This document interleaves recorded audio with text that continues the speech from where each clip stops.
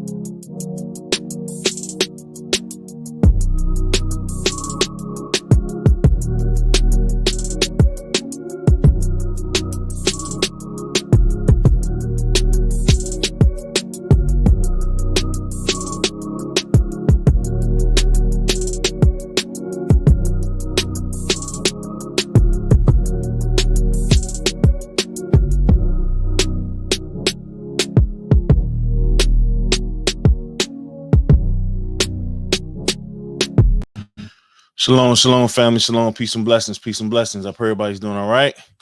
Pray everybody's doing all right. Happy Sabbath. All praise to the Most High for yet another one, man. All praises. Man, I'm excited. I'm rested up. Feel good. How y'all feeling? Y'all all right? Feel good, bro. Doing good, brother. Okay, All's well. All praise to the Most High. All praises, man. We're going to get started here in a second. Give brothers and sisters a chance to jump in. We're going to get started.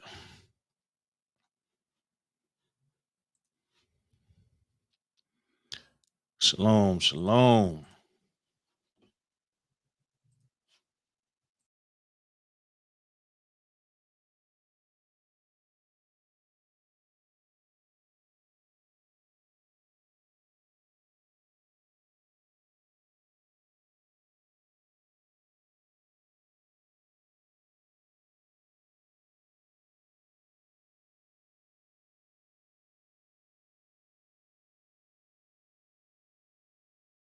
We're gonna start today's class with a few videos, man. We gotta look at these things. We gotta look at these videos, man. So let's go ahead and send up prayers. Let's make sure let's ensure that we send up prayers for the healing of the sick. You know what I'm saying? Healing of the sick for sure. But yeah, let's go ahead and send up prayers.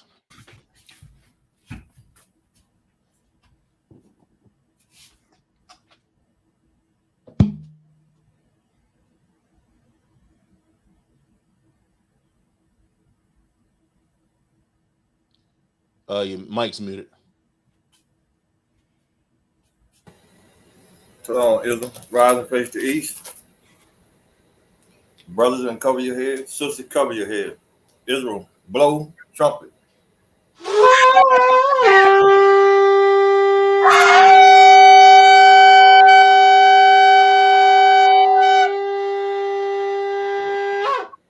O Lord, Lord God, creator of all things, who art fearful and strong and righteous and merciful, and the only and gracious King, the only giver of all things, the only just, almighty, and everlasting. Thou that deliverest Israel from all trouble, and didst choose the fathers and sanctify them. Receive the sacrifice for the whole people of Israel, and preserve thine own portion, and sanctify it. Gather those together that are scattered from us. Deliver them that are served among the heathen. Look upon them that are despised and abhorred, and let the heathen know that thou art our God. Punish them that oppress us, with pride do us wrong.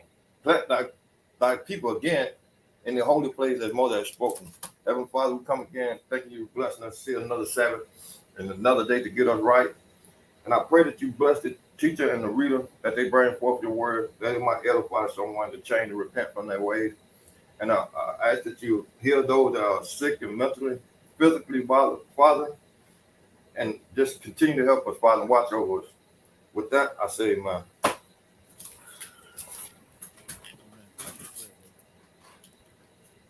praise to the Most High.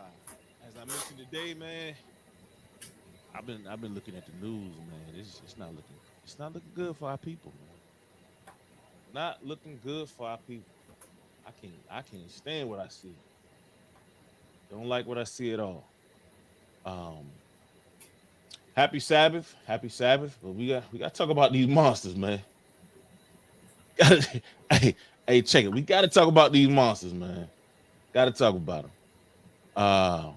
So I want y'all to pay close attention to these videos, and I'm gonna show y'all, man. It's some, I'm gonna do a little reading in the articles. This stuff is troubling. What? Just watch the type of stuff that our children are in the midst of right now, as we speak. Some of them out there doing this right now as we speak, man. As we speak. So the question is, especially to those that are keeping the commandments, what you gonna do about it? How you gonna fix it? How you gonna help correct this thing right here, man? Okay, because it's gonna take all of us to raise our nation, to uplift our nation again. So I'm gonna start off with a few videos. Please bear with me. A few videos in the article. I want y'all to take a look at this. Then we're gonna jump right into the scripts. All right. So let me share my screen. This the first one. Y'all see that right there? Las Vegas attempted murder caught on video. Homeowner narrowly escapes being shot after suspect gun jam. Well, they found out that it wasn't a gun jam. He took the owner's gun from a safe. That wasn't even his gun. He took the owner's gun from a safe. Him and this other guy, this other Jake, they would wait for people to lift their garage doors, elderly people to lift their garage doors, and then they'll start robbing them. They'll be in their garage. You can't even sit in your damn garage. They come in, just start robbing them. So I'm gonna play this video. Y'all might have seen this.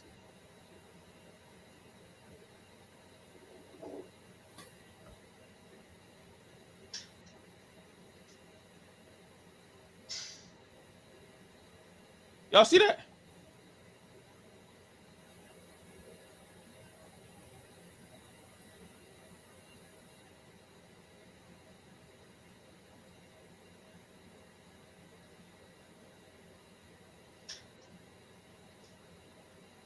You see him cocking the gun back and pulling the trigger. You can see him pulling the trigger actively. This is our people. Okay? This is our people. They don't want to go work hard for nothing. They don't want to uplift their community. They want to go and try to kill people for nothing. What do you think he would have got from that dude? Nothing. Absolutely nothing. Got another one. A teen was arrested after taking six hostages here in Jacksonville. 15-year-old boy was taken into custody after authorities say he held 6 people, including children, hostage in a Florida home. A 15-year-old boy holding 6 hostages in a Florida home. Sheriff's deputies say they were called at 3:30 a.m. Saturday to a home in Jacksonville neighborhood of Ocean Way after reports of an armed suspect holding hostages. Armed suspect holding hostages. Children holding 6 hostages, children included. These are the things that's going on. 3:30 in the morning. Why your kids up and out at 3:30 in the morning? What's going on? 3:30 in the morning? What my mom used to say, ain't nothing open at 3:30 but legs and hospitals. That's it. That's all that's open. That's all that's open. And you're a child, you don't need to be in either. Okay. Here's another one. 4 teens arrested in brutal carjacking that severed elderly woman's arm and killed her. So they dragged this woman. I'm gonna play the video. I just want to know how we can mobilize, and as a community, neighbors are incensed after a brutal carjacking death. A woman is dead tonight after the NOPD says she was dragged for nearly a whole block in a horrific carjacking this afternoon. It was just released this video of 4 suspects in connection with the fatal carjacking. Please ask anyone with information or anyone who can identify these people who are responsible. They say it all started in the 300 block of North Scott Street. We gonna call them the Bonnet Gang. They the Bonnet Gang right there. Walking down the street, all these Ring cameras, but you gonna carjack an old lady.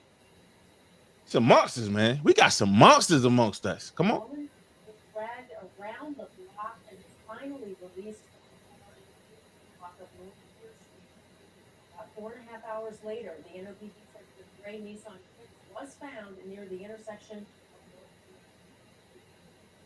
After watching the gruesome attack and trying to render aid, neighbors say it's an incident that will stay with them for a long time. I ain't trying to hear Esau, commentary, but what happened was they carjacked this 73-year-old woman, and they dragged her for a whole block. And by the time they kicked her out the car, because she was screaming, "Let me out, let me out!" She was screaming behind the car. They heard her.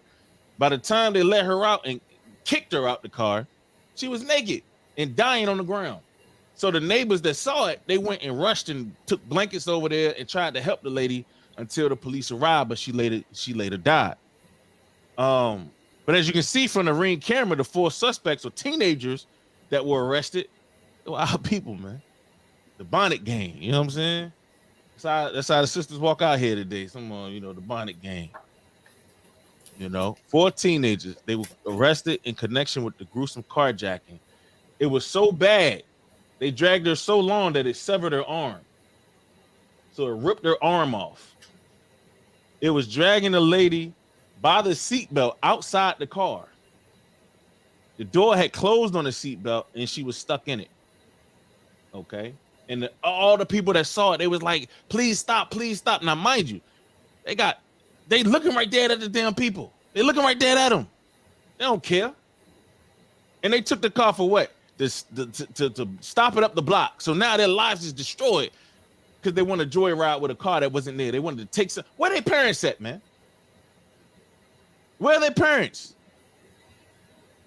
This stuff is getting, I'm telling you, it's amazing how many ostriches, how many women that don't give a damn about their children, how many fathers who don't give a damn about their children of our nation that's out there. It's crazy. Here's another one. 11 teens arrested in Metro auto-related crimes last week. So it's kids carjacking people in Minnesota. They carjacking people, killing some, as we just seen. Okay, but they're getting the stolen vehicles, going on police pursuits and things of that nature. For what? The stolen vehicles and police chases led to the arrest of 11 teenagers across the Twin Cities this weekend. They ranged in age from 12 to 17. Y'all see that? Why the hell is a 12-year-old out here stealing cars? Why is a 12-year-old hanging with a 17-year-old? Where are the parents? They probably at work because, you know, work is more important, right? Y'all know work is more important. Where the parents at? Where the positive role models and positive figures that's in the community that's supposed to keep these children up out of there? We got a lot. I hope this shines some light on how much work we got to restore the minds, not only of the kids, but of the parents. They're failing them still. Man, I don't know how I made it out the hood. I don't know how. I wasn't this bad, but I was bad. But I don't know how I made it out. My mama was never there. Pops, I just knew his name. Mom, she was always at work. She was always at work. Okay. Or I ain't gonna tell you what else she was doing, but it was always something put over us. We didn't really, it wasn't really a environment where we were growing and being nurtured. But man, all praise to the Most High, I was able to make it out of that thing. All praises to the Father. I guess she tried her best, I guess. You understand? But she was always working.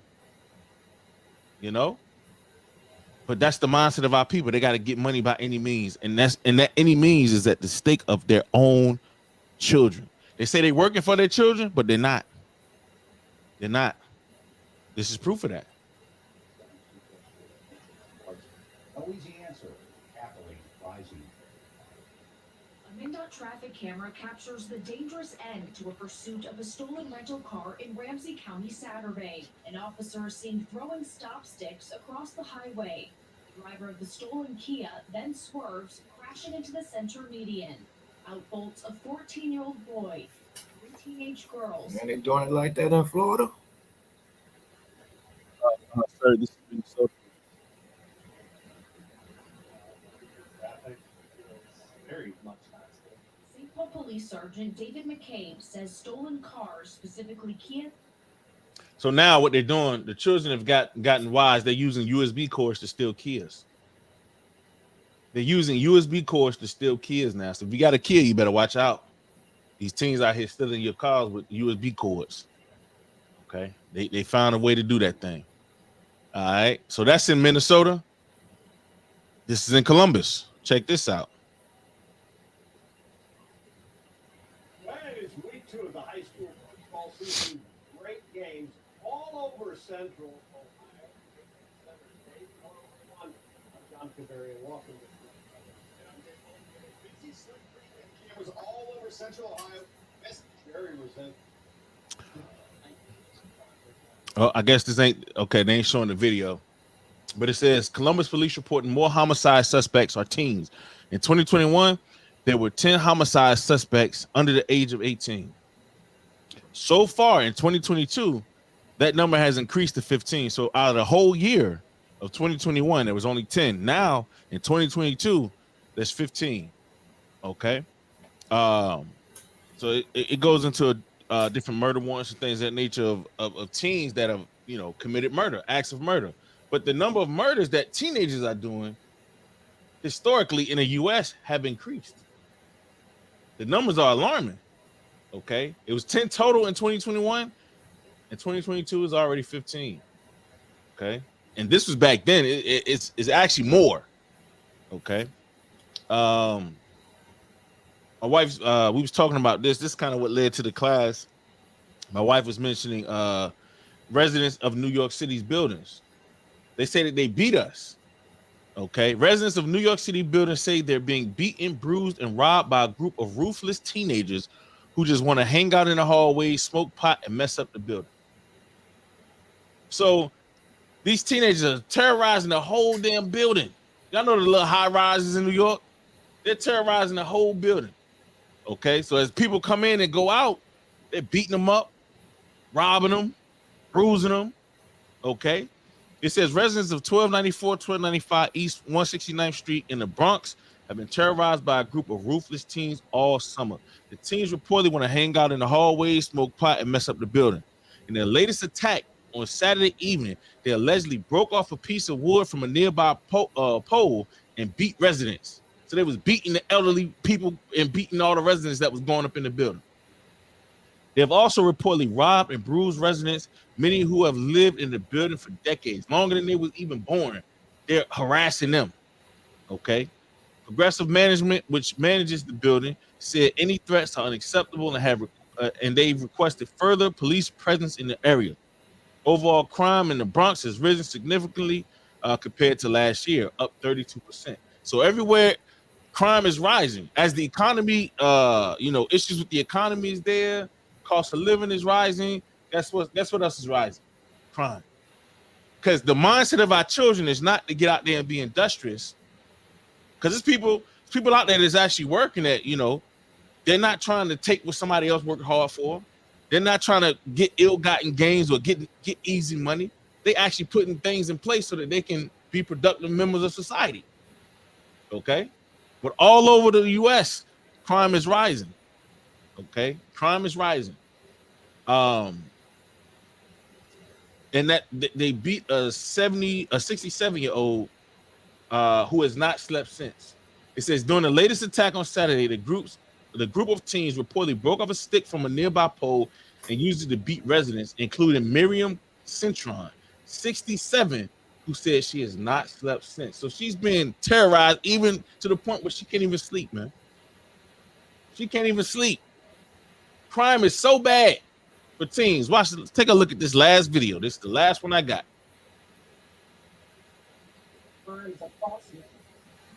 This is in Memphis.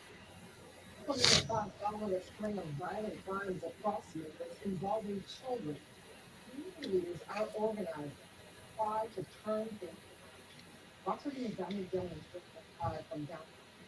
You hear what they said? They said community leaders are mobilizing, not parents. Y'all ain't hear that. Y'all ain't hear that their parents is mobilizing to get them the hell up out of there and get them to take responsibility. It's saying community leaders. Why people outside the home got to take these measures? That's the question that we got to ask.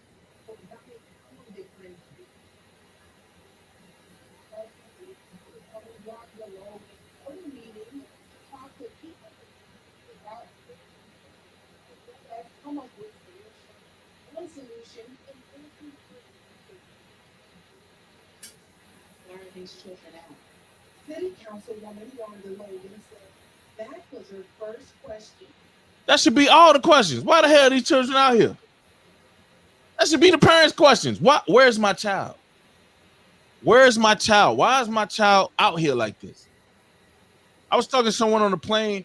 They was talking about how their children, the mistakes that they made, this, that, and the third. And I was in my mind thinking about how we deal with my child that's in the house. It's no you out in the streets, you out and about, you watching this type of videos and that type. No, we monitor all that. All that's monitored. Who you talking to, this, that, and the third. Nah, ain't none of that. When you care, you put all these things in place. All these things all these measures are in place to nip that garbage in the bud. Okay.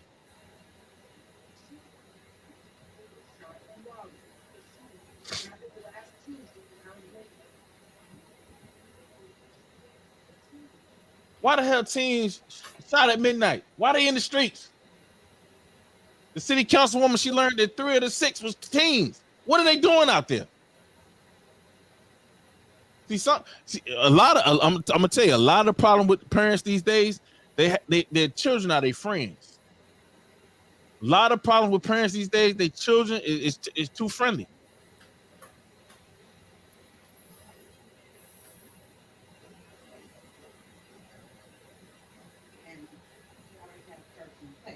City ordinance states kids 16 and under may not be in a public place after 10 p.m. Monday through Thursday, and the curfew is 11 p.m. Friday through Sunday. A 17-year-old's curfew Monday through Thursday is an hour later each night, 11 p.m. midnight on weekends.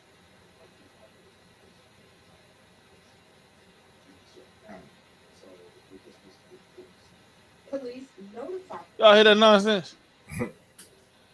It's already a curfew in place. It ain't being enforced. You know how much they charging the parents? You know how much they charge the parents if the children get caught out during the curfew? If they decide to enforce it, $50. $50. $50. Your child can be involved in some kind of nonsense, drug activity, gang activity, indecent activity. All you're gonna charge them is $30. And you got people outside the house trying to they're gonna clean up the inside of the house. You can't do that. They ain't gonna have no success. They're not gonna have no success, man. But it's the nonsense that we got to deal with. This is the nonsense that we got to deal with. This is madness, man. Madness. That's why we got monsters running around this thing, man. That's why we got monsters running around here. But they weren't supposed to be that way. Give me Psalms 127 verse 3. Now we're gonna get into it. They weren't supposed to be that way, man. When we look at our children, we ain't supposed to cut the TV on and see them robbing people, severing the arms of old women. We ain't supposed to see that. We ain't supposed to see that, man. Psalms 127. Look at verse 3. Verse 3. Lo, children are an heritage of the Lord, and the fruit of the womb is his reward. So the fruit of the womb, your children's supposed to be a heritage, a reward. Your children, we supposed to look at our children and say, man, all praise to the Most High. You gave us a reward, Father. You gave us a blessing. Now when we look at our children, what we look at them as? Monsters. Monster. You ain't no damn blessing. You're a monster. Look how far we've fallen as a people. The parents can't get it together. Neither can the doggone children. The parents can't get it right, and the children, they destroyed as well, man. I'm telling you, our nation is jacked up. Jacked up. Okay? Give me that in 2nd Ezra 5. We got to read it. I know you heard it before. I don't give a damn. We got to read this. Look at 2nd Ezra chapter 5. Verse 8. Verse 8. There shall be a confusion also in many places, Mm-hmm. and the fire shall be off sent out again, and the wild beasts shall change their places, and mistress women shall bring forth monsters. And we always get on the women saying the mistress women, the unclean women are bringing forth monsters, but it's not their fault. Where the fathers at, man? Yep. Where the men that guide the house? Because the Bible says where there's no hedge, the possession is spoiled. Where the men at? Where are they? They went to go get milk. They went to go get cigarettes and never came back. Yep. Where they at? This thing is crazy, man. This nation, this society, our mindset, the mindset of the children, and I hate to break it to you, and I make mention of this quite often. You ain't raising your kids. Y'all not raising your kids. I hate hearing people say, I didn't raise you to do this. I didn't raise you to do that. Yeah, you didn't, because you ain't raising them. School is raising them. TV is raising them. Everything outside of you is raising your children. That's why when they do stuff, you're like, damn, why did my child do this? Because everything else is raising them, man. Everything else. You're not raising your children. The little seconds or a little bit of time you got with them, you ain't raising them. That's why when I look, man, my rib, man, she be the time that she spend with my daughter and the time that, how they communicate and stuff like that, man. I love that. I thank the Most High for that thing. I thank the Lord for that. Okay. When she was a little baby, a baby, we used to talk to her like she was like she can understand. That's why when she was 2, 3, she was speaking words. I hate that goo goo gaga garbage. That baby talk. Every time it went to that, use your words. Use your words. We're teaching you. Use your words. I hate that garbage, man. People, look at the little baby. All that dumb nonsense, man. Talk to your children. Tell them the truth. Show them what this world is about, man. Because guess what? The world going to show them something, and I don't think that's going to be what you want. Ain't nobody going to care for your children like you care for your children, man. And if you really do, you better start acting upon those things, man. Because contrary to popular belief, even though they under your household, them kids ain't yours, man. A lot of these kids, they ain't yours. You ain't raising them, man. They go to school for 8 hours. You still at work. You come home. Y'all might eat something for a couple hours, and then it's nothing. Y'all go, you separate. Y'all here, y'all there. It's nothing. They in their own world. You in your own world, and then they learning everything Esau want them to learn. But you think you raising your children, man. Hey, y'all gotta wake the hell up, man. A lot of y'all are delusional as hell. A lot of you parents, I'm telling you, a lot of you are delusional. So when your children get caught up in this garbage right here, don't shed no tears, man. Expect it. Expect it. I want y'all to expect that thing. I knew you was no good. Damn it. Damn. I knew you was the devil. No, I don't want to see none of y'all crying. Oh, my baby. He going to jail for 30 years. Yep. I wonder why.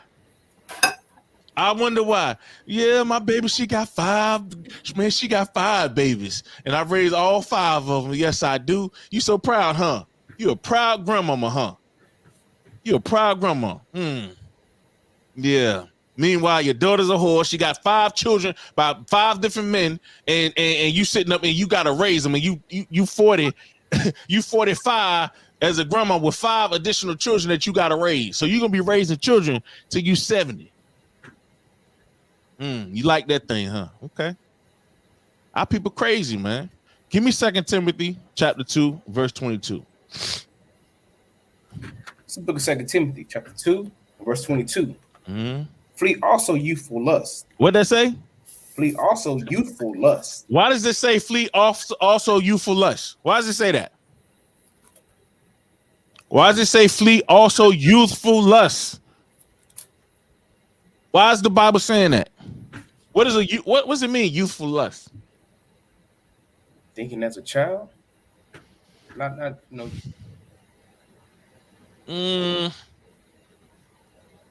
Not necessarily. Think about this. When we were in Egypt, right? We were in the midst of sin, in the midst of evil, in the midst of iniquity, right? That was in our youth. So the evils that we used to do, we can't do those things. The evils that we used to partake in, we can't do those things. Okay? But this will also imply that as youth, as children, as kids, guess what? They have lust as well. Y'all do realize that, right? Yeah. I hope everybody know when you don't just get lust just out of nowhere. They just don't jump upon you out of nowhere. They in there. Okay? It might just take a little while to manifest, but it's in there. So we got to help examine our children. Those youthful lusts, we got to start helping them overcome that stuff, man. We got to start helping them overcome these things. We got to help prepare them because it's a battle. This is war. Read that again. Flee also youthful lust, but follow righteousness. But Faith. what? But what? But follow righteousness. But follow righteousness. So we got to teach them what? How to follow righteousness. We got to teach them to love righteousness. Because guess what? Our children love the world, man. A lot of our kids love the world. I got some children that love the world. I got children that love the world too. I got one that love righteousness though. One to the door of that thing, man. I be proud of that thing. I'm like, oh, praise, man. Hey, one out of three. 1 out of 3. the Most High saw fit to allow 1 out of 3. All praise to the Most High, man. Okay, but the pull of the world is crazy. The pull of society, this society right here, is crazy, especially for the children, because they have lust within them that they have like let me see, sinful desires. Sis said because we have sinful desires that we have to constantly fight daily. They do too. They got the same things.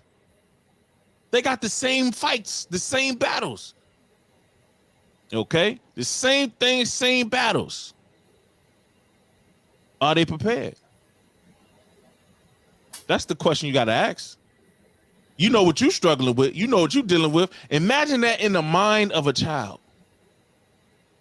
That all these things is being thrust upon them as a child. All these liberties is given to them as a child.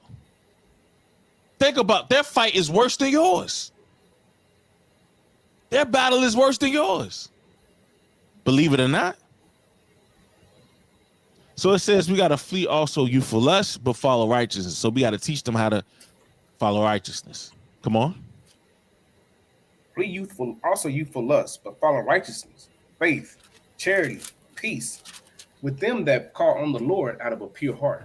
So for those that call on the Lord, that end part is important. For them that call on the Lord out of a pure heart, they sincerely want to seek the Lord. Your children should sincerely want to seek the Lord. And if that's the case, if you raised them and brought them up properly, or you prayed and asked the Lord to allow them to get an understanding, they will definitely of a pure heart seek the Lord, man. Now I got a question. If your child seeks the Lord, are they going to be out at midnight? 3 a.m. party? They're going to be stealing cars, breaking poles and beating old women, jumping from this woman to this girl to that girl to this girl, from this boy to this boy to this boy? Are they going to be out there like that? No. They're going to be rehearsing the righteous acts of the Lord, just like you. Okay? But guess what? We as a nation, man, we got a history of this. This ain't nothing new. As far as our children and things of that nature, this ain't nothing new. Give me Jeremiah 32. I like to show both spectrums. Like, I like to show where we at now and you know where we came from, because it's important to see that. And it's important to understand the similarities between what we used to do and what we do now, so we can understand and try to work out how to fix it. Okay? Jeremiah 32, I want verse 30. It's the book of Jeremiah, chapter 32, and verse 30. For the children of Israel and the children of Judah have only done evil before me from their youth. So from our youth, meaning even from Egypt, when we came out of Egypt, when the Lord chose us, when he dealt with us, okay, we've only done evil continually, bro. We've only done evil continually. So guess what? As we have children, guess what they're going to be doing? Guess what they're going to be doing? Evil continually. Without the righteousness of the Lord guiding us, instructing us, all we know is evil. Come on. For the children of Israel have only provoked me to anger with the work of their hands, said the Lord. For this city hath been to me as a provocation of my anger and of my fury from the day that they built it, even unto this day. Damn. So we provoked the Lord from the day we built our city, even to this day, even to today. We've been a provocation to the Lord of his anger. We've been provoking him, like poking the Lord. What you gonna do, Lord? What you gonna do? How evil we are? Trying to see how much the Lord can destroy us. Why are we playing with God, man?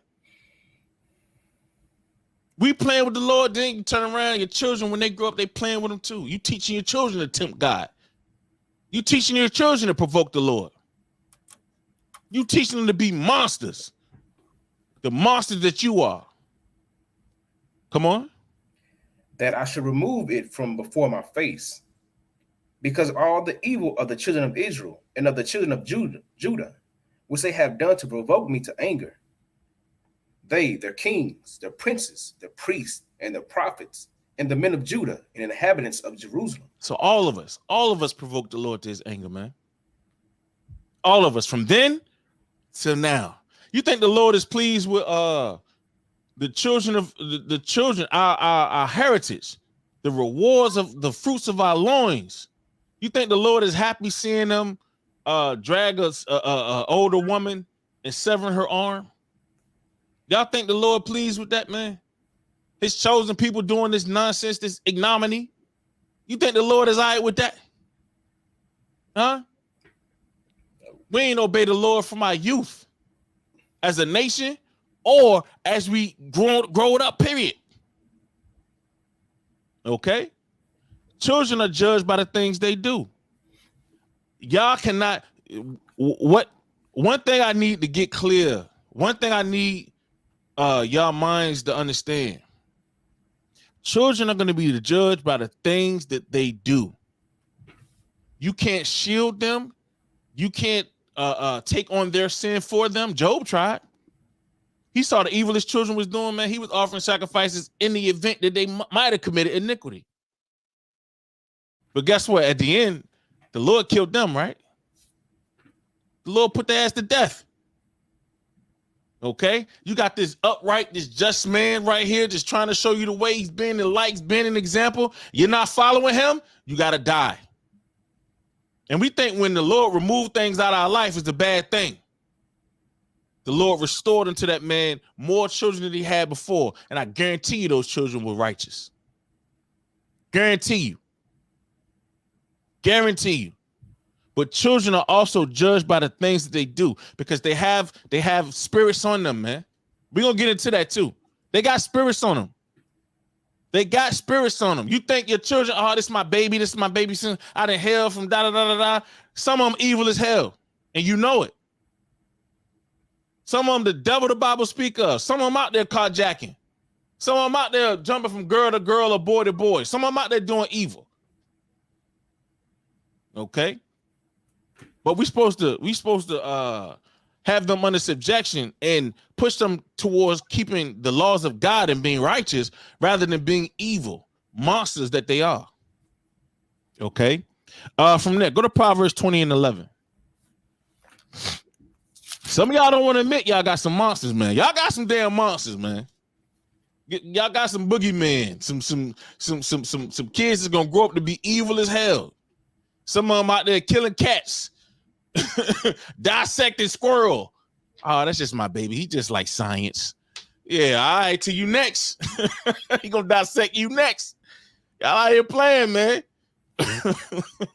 I don't mess around with your kids, man.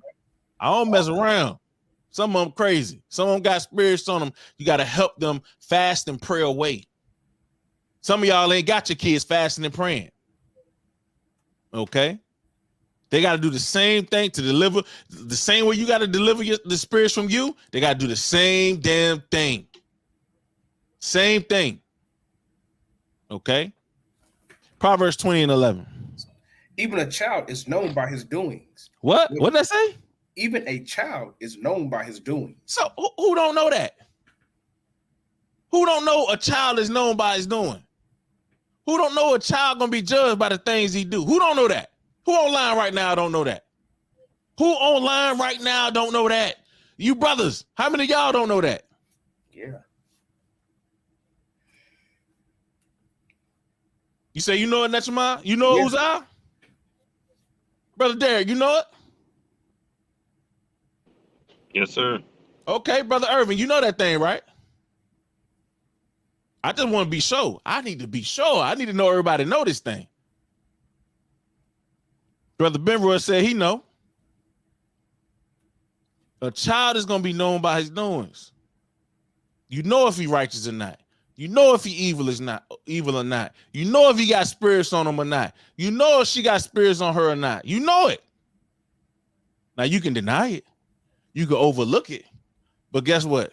the time you have to influence that young brother or young sister is very, very limited. The time that you have to influence that brother or sister is very, very limited.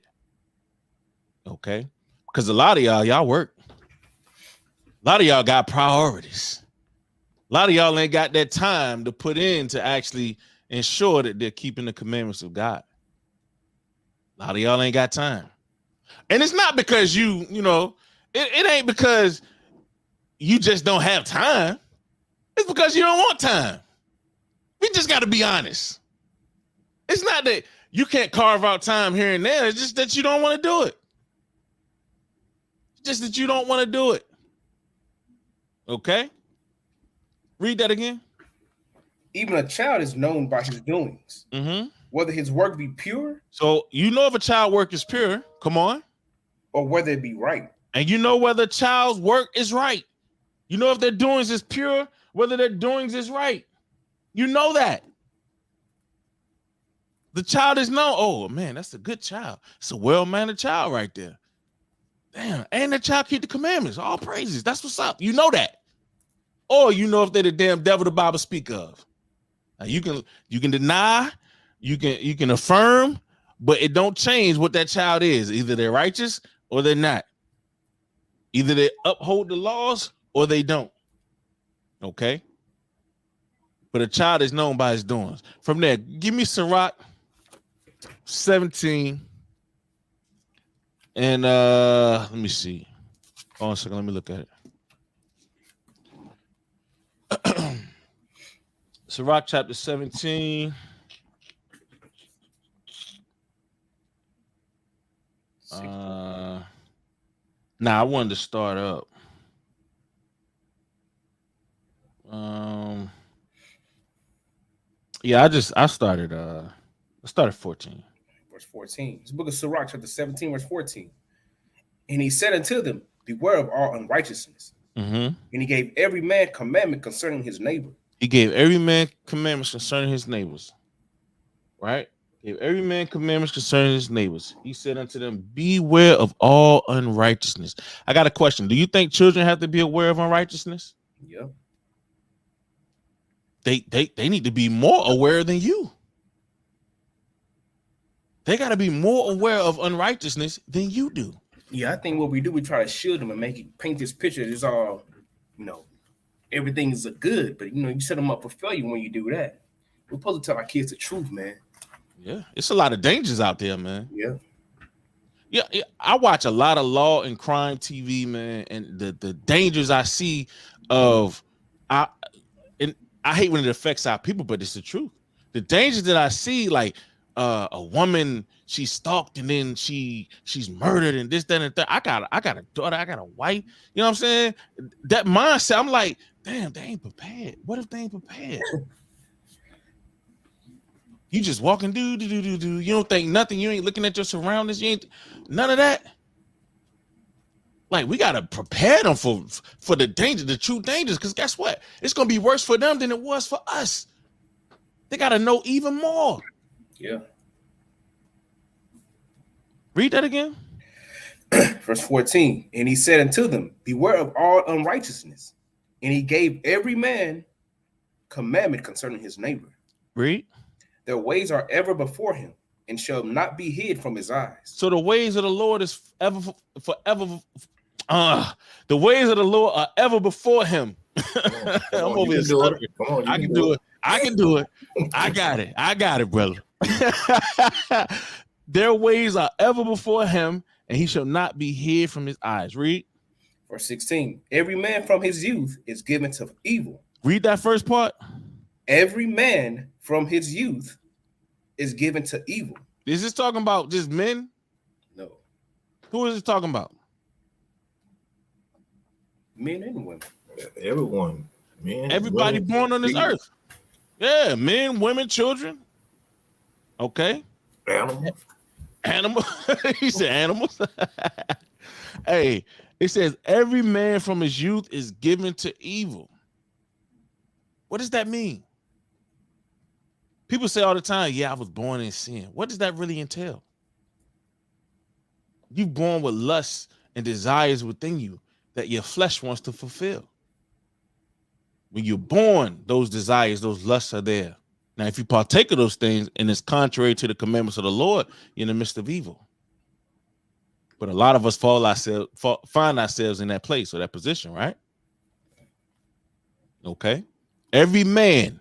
So don't think your child is exempt. They struggling just like you are. They struggling worse than you are. You sitting down reading the Bible trying to fix yourself. They ain't fixing a damn thing. They ain't reading this Bible. And then the time that you have to put in with your children, you not raising them, man. That's why I'm an advocate for homeschool, because they need to be around you. They need to be around mommy and daddy. They need to learn what you're supposed to do and what you're not supposed to do. They need to learn that. And they need to get as much of that in them as they can so they can survive in this society. And I got to repeat it again. You're not raising your damn children. Esau raising your children. The society is raising your children. They spend more time watching TV and in school and all this other stuff than they do with you. You're not raising your kids. Tell me I'm lying. If I'm lying, let me know right now in the chat. You brothers, let me know if I'm lying. If I'm lying, let me know. Tell me you spend more time with your children than the good old Edomites. Tell me I'm lying. Come on, I'm waiting for somebody to say it. Tell me I'm lying. The sad thing about it, y'all know I'm not. They spend more time with other nations than they do with you. They spend more time being overly consumed with the earth, the garbage of this earth, than they do with righteousness. And y'all know that. So don't be surprised when they're the devil the Bible speaks of. Don't be surprised. But when they follow after righteousness, man, give all praises and all glory to the Most High. Give all praises and all glory to the Most High, because you know what it took for them to get that righteousness. The Lord had to bestow that upon them. For them to have the proper mindset, that's only God. It's not you, because you're not raising them. You ain't showing them the truth. You ain't showing them the way. You ain't showing them the light. You ain't got enough time to do so. Everything else is more important. That's why all our kids out here killing each other. That's why all our kids out here, they finding out new ways to steal cars and carjack old women and out here beating and smoking weed and jumping from girl to girl and all this nonsense. Y'all think it's a bad thing that your children are with you? I like that thing. Sis said mine are with me 24/7. Just because I work from home, all praise to the Most High. But everyone doesn't have that liberty. Everybody has the ability to work from home. Amazon hiring all day, every day. $20 an hour. Starting at $20 an hour. I ain't gonna let nobody have no excuse. Hell no. If you want to work from home, that's what the society is moving towards. Everybody has the opportunity. If you're a nurse, you can work from home. They got apps where you can help diagnose situations and issues and stuff like that. It's companies that they're hiring nurses. Okay? No excuses. Absolutely no excuses. It's crazy because people try to say, you brainwashing your kids. You ain't letting them find out for themselves, but yet and still they don't know that the world is brainwashing. We're brainwashing. Hey, you better brainwash your kids. Yeah. Brainwashing is a good thing. Yeah. You want your kids' brain to be dirty? Yeah, I'm gonna keep my kid brain dirty, man. I ain't gonna brainwash my kid. My kid brain gotta be dirty. Low down and dirty. Well, our people dumb as hell. Yeah. The same mindset is not snitching. It's the same mindset as you brainwashing your kids. You know what I hate, man? I hate when our people glory in evil and glory in sin, and then they talk about righteousness as though it's a bad thing. Yeah. I hate that thing, man. Okay.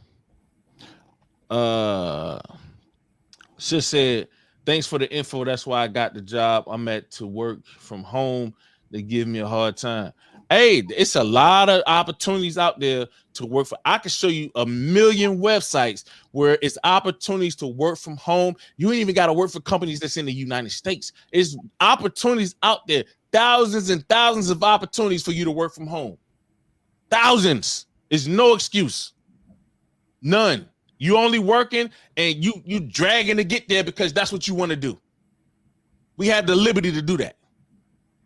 Okay, thousands of jobs available. So I don't want to hear no, well, I gotta work, I gotta do that. Now you don't. You doing that because that's what you want to do. You probably hate your children. That's probably your release. That's probably your way to get away from your wife because you hate your wife. That's probably your getaway. You know, most people, when they get a divorce, it's because one person retire and they got to actually deal with each other. I don't know. I can't do this. I got to get out. Oh, damn. I ain't know I had a dragon. Oh, damn. I ain't know you was this, man. Grumpy old man over here. You know what I'm saying? And when you actually got to work, because think about this. You didn't work. You spent all this time apart from your spouse working. They spend all this time apart from you working. Y'all really don't know each other. You really don't know each other. I just got to be honest. You really don't know each other. When you really got to grind it out and be around each other all day, every day, enjoy the goods, the bads, the ugly with each other, and actually be friends and work together, that's what it's about, man. A lot of y'all ain't got that. Y'all will never have that. Some of y'all gonna try to work till you damn 80 years old. Man, no, I can't be there with her. All this honeydew list and all this other stuff, man, I hate this woman. We gonna be trying to kill each other like that In Living Color skit. Y'all gonna be trying to kill each other, man. Okay? You gotta come up out of that. Read. 16. Every man from his youth is given to him evil. Neither could they make to themselves fleshy hearts for stone. So our minds, we can't make to ourselves fleshly hearts for stony. We evil. We evil as hell from our youth up. From our youth up, every man. So everyone is born. When you're looking at that baby, the baby might be cute as I don't know what. I'm looking at it like it's the devil. You evil. What evils are in you? We gotta help you out. Huh? What's up your sleeve? Yeah. Yeah, what's up? What you doing? Why you looking at me like that? Oh, Why you crying like that? Why that noise sounded like this? Hey, I'm telling you. Huh? Be suspicious as hell. You gotta be suspicious. You gotta help these children, man. Okay? You gotta help these children. What's this say? Let's see. Exactly. It's better that we teach our kids before the world gets its hands on their mind. I've been a stay-at-home mom for 12 years and enjoy pouring into their cups and wisdom, etc. That's what we need. We need stay-at-home moms like Sis Angel. We need stay-at-home mothers that's going to be there to teach their children. Because guess what? The daughter of Babylon teaching your child right now. The daughter of Babylon, the perverted, evil daughter of Babylon is teaching your child. And they spend more time with your children than you do. More time. If you think I'm lying, look at your schedule. What's your life like? Tell me what's your life like. You know what's beautiful? Man, me and my wife, man, we be messing with each other. We be joking with each other. We might argue, then we good. Like, it's not arguable. We might be pop shotting at each other. And my daughter sit back. She was like, man, I love y'all. But she's there with us. You understand? And she's responsible enough to do her work for school and stuff like that. So we ain't got to pressure her like that. She's good, man. I love what I see. And I know this is what I see here is able, or the ability to see what I see here is what we can do globally, nationally. Okay? If we don't have those excuses. And if we understand that our children are evil from their youth up, so you got to bring them up in a certain sort of way. I want y'all to let's go to Mark 9 real quick. I want y'all to examine something real quick. I want y'all. I'm gonna pull something out of this history right here with Christ dealing with this brother and this young man. I want y'all to. I want to see if y'all minds can pull out what we're gonna. The point I want to make here. Mark chapter 9. I want you to start at verse 17. It's the book of Mark chapter 9 and verse 17. Mm-hmm. And one of the multitude answered and said, Master, I have brought unto thee my son, which hath a dumb spirit. Mm-hmm. And wheresoever he taketh him, he teareth him. And he foameth and gnasheth with his teeth and pineth away. And I spake to thy disciples that they should cast him out, and they could not. So in this history right here, a man brought his son that was vexed with demons. He had spirits on him. And he took them to the disciples and they couldn't cast it out. Now, we always will, we would examine this and say, okay, Why couldn't the disciples cast it out? That's kind of that would kind of be what we look at. But I want to pull something else out of this. Read on. Verse 19. And he answered him and saith, O faithless generation, how long shall I be with you? How long shall I suffer you? Bring him unto me. He was talking to his disciples. He called them a faithless generation. He said, how long will I be with you? How long I gotta constantly come and tell you how to do and what to do? You already got the understanding. How long shall I be with you? He said, how long shall I suffer you? Bring them unto me. Y'all hear the frustration in what Christ was telling to his disciples? Read. Verse 20. And they brought him unto him. And when he saw him, straightway the spirit tear him. And he fell on the ground and wallowed foaming. Read. 21. And he asked his father, how long is it ago since this came unto him? And he said, of a child. What did he say? What the father said? And he said, of a child. What that mean? From his youth up, from his little kid, a baby. Had spirits on him. This spirit was on this brother since he was a baby. Since he was a child. Y'all what? Hey, people talking about, yeah, my baby got autism, my baby got this, your baby got spirits. Your baby got spirit. Yeah, my baby got ADD. They need Ritalin. They need this. They need that. Hey, my baby. You let Esau tell your baby crazy. Now you got your baby on medicines. Yeah. Now they on Adderall, acting crazy. Make them now they on all, huh? Make them that much worse, and then they be all like a zombie almost. Making them worse, destroying their brain. The brain is still trying to develop. You helping the nations destroy your child. They want to kill him anyway. You helping them. You helping them, man. And you wonder why these kids monsters. They don't feel no remorse. Guarantee you they was on some Ritalin or something like that. On some Adderall, they done lost all sense of who they are. Now they walking around with no remorse, no feeling of nothing. All they want is what they see on TV. Don't let no commercial on. Your kid gonna want everything the commercial say. Oh man, I gotta get these new Fruit Loops. They got Fruit Loops with the you know what I'm saying? Oh man, I gotta get these new Heelys. Y'all remember when the Heelys was out? Everybody wanted to get them. They seen a little bastard zoom across the thing with the shoes on the hill. Man, I gotta get them new Heelys, man. It's marketing to destroy your children, and you right there with them. You right there with them, giving them everything they want. Okay. Sis said some of the medicine makes them violent. Some of the medicines make them violent, man. It's crazy. Sis said Esau tried that with my son. I told him to kiss my wrist and walked out. Y'all not putting my son on meds. Now, I was in school, right? I'm gonna tell you a story about me. I was a little kid, man. You know, my wife, she said she knew I was a problem back then. You know what I mean? I might have been. But I was a class clown. I was. So our teacher would give us work, and I would finish before a lot of other students. So I'm sitting there, I'm bored, so I'll be messing with them. And they're like, Andrew, stop, leave me alone. You know what I'm saying? But I'll be messing with them, cracking jokes, this, that, and the third, throwing stuff. Man, they try to put me on Ritalin, man. They tried to put me on some dang on Ritalin, man, because I was a class clown, man. Because what the problem was, I wasn't being challenged enough. You know, the stuff came too easy. And their response was to put me on drugs. I thank my mom for, you know, not allowing them to do that thing to me. Because they definitely, I don't know where I'll be at, man. I'd probably be cuckoo for damn Cocoa Puffs right now, man. Bugged out my damn mind on the street corner asking for spare change or something, man. I don't know. All praise the Most High and allow my mom to do that thing, man, because that stuff messes your brain up. That thing mess with you. Okay? It mess with you. So, you know, because we're not challenged, because you ain't challenged, we end up being class clowns or being disruptive in school and stuff like that. And Esau's first response, or the nation's first response, is to put your kids on medication. And like sis said, some of that medication make your children dangerous. It makes them violent.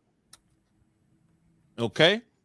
It's like it's an easy solution from spending time with them to, you know, that's you're trying to substitute time, just give them medicine. Put a band-aid on the issue. Hey, I'm gonna tell you, that's why some of these children right now overdosing on melatonin. Some of these children right now overdosing on melatonin. You can Google it. You can find cases of children overdosing on melatonin. Melatonin is there to put their kids to sleep. They don't want to deal with them. Man. I used to know this woman, man. She would be like, she'll get the damn great flavor Robitussin PM. And when she was tired of dealing with her son, she would give that nigga some Robitussin PM. All right, time for your medicine. He ain't coughing nothing. He ain't sick, cough, sneeze, running nose, running eyes, nothing. Giving them cough medicine to put them to sleep. That's what our women and that's what our women and men are doing today. Most of our women, because the children with the women. Okay. But that's the nonsense that we got to deal with, man. And our children, they got spirits on them, man. They got spirits on them. That's why the father said, when Christ asked him, how long the spirit's been on your child? It's been on this man. He said, since a child. Why y'all ain't helping your children overcome their spirits? You gonna Adderall them to death? Ritalin them to death? You gonna Benadryl and Tylenol them to death so they drowsy? They walking through life drowsy? Then you wonder why they don't lean. They drinking lean. Smoking weed and doing drugs. You wonder why all the evil stuff now because their spirits open up to it. Their spirits open up to it, man. I seen people I grew up with, they crackheads, drug addicts, they on all kinds of nonsense. Why? Because I seen how they parents did them. They was victims of Robitussin ZZZ. They just call it ZZZ now, I think. They was victims of that thing. Okay? That's bad. That's scary. It's upsetting. It should be. Okay, read on. Verse 22. And oftentimes it hath cast him into the fire and into the waters to destroy him. But if thou canst do anything, have compassion on us and help us. Jesus said unto him, if thou canst believe, all things are possible to him that believeth. Mm-hmm. And straightway the father of the child cried out and said with tears, Lord, I believe. Help thou mine unbelief. So this brother's faith was the thing in which saved his child, removed the spirit from his child. His faith. Some of you parents don't got faith in nothing. You got faith in yourselves. You got faith in your jobs, faith in your cars, faith in your wallet, faith in your oppressor. You ain't got faith in the Lord. That's why a lot of your children are going to be destroyed. I hate to say it, but that's the reality of it. He said, help thine unbelief. Help thou mine unbelief. Read. Verse 25. When Jesus saw that the people came running together, he rebuked the foul spirit, saying unto him, thou dumb and deaf spirit, I charge thee, come out of him and enter no more unto him. So come out of him and don't come back. Because guess what? If the spirit was cast out, that spirit could come back. He said, go out and don't come back. What did he call the spirit? Thou dumb and deaf spirit. You wonder why your children dumb as hell. You wonder why your children don't listen. You wonder why your children, they can't really grasp the concept of basic stuff and why they don't listen. They got spirits on them, man. And if you have faith, you're going to apply what it takes to get rid of those spirits. And they're going to begin to get better. You'll see a drastic change. Okay. Read on. Verse 26, and the spirit cried and rent him sore and came out of him. And he was as one dead. And so much that many said he is dead. Damn. So that thing tore him up coming up out of him. So much so they thought he died. They thought he was done. Come on. 27, but Jesus took him by the hand and lifted him up, and he arose. He picked him up. He all right. He all right. He picked him up. He had to show the people, nah, he ain't dead. He good. Y'all see, he ain't got that dumb and deaf spirit no more. He's good. Read. 28, and when he was come into the house, his disciples asked him privately, why could not we cast him out? You see these bastards, man. Christ said, man, how long shall I suffer you? How long shall I be with you? Now, after all that transpired, they're going to come on the back end. Why couldn't we cast them out? Why couldn't we do this? Why couldn't we do that, Christ? Come on. Verse 29, and he said unto them, this kind can come forth by nothing but by prayer and fasting. So That prayer and fasting gonna save a lot of your children, man. How many of y'all allow your children to fast? Tell the truth. How many of y'all make your children fast?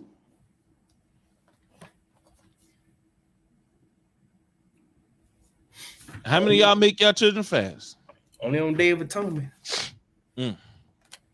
And then it's a problem then. Oh, I gotta fast. I can't eat nothing. I want a sandwich. I want something to eat. Oh, it's a problem then.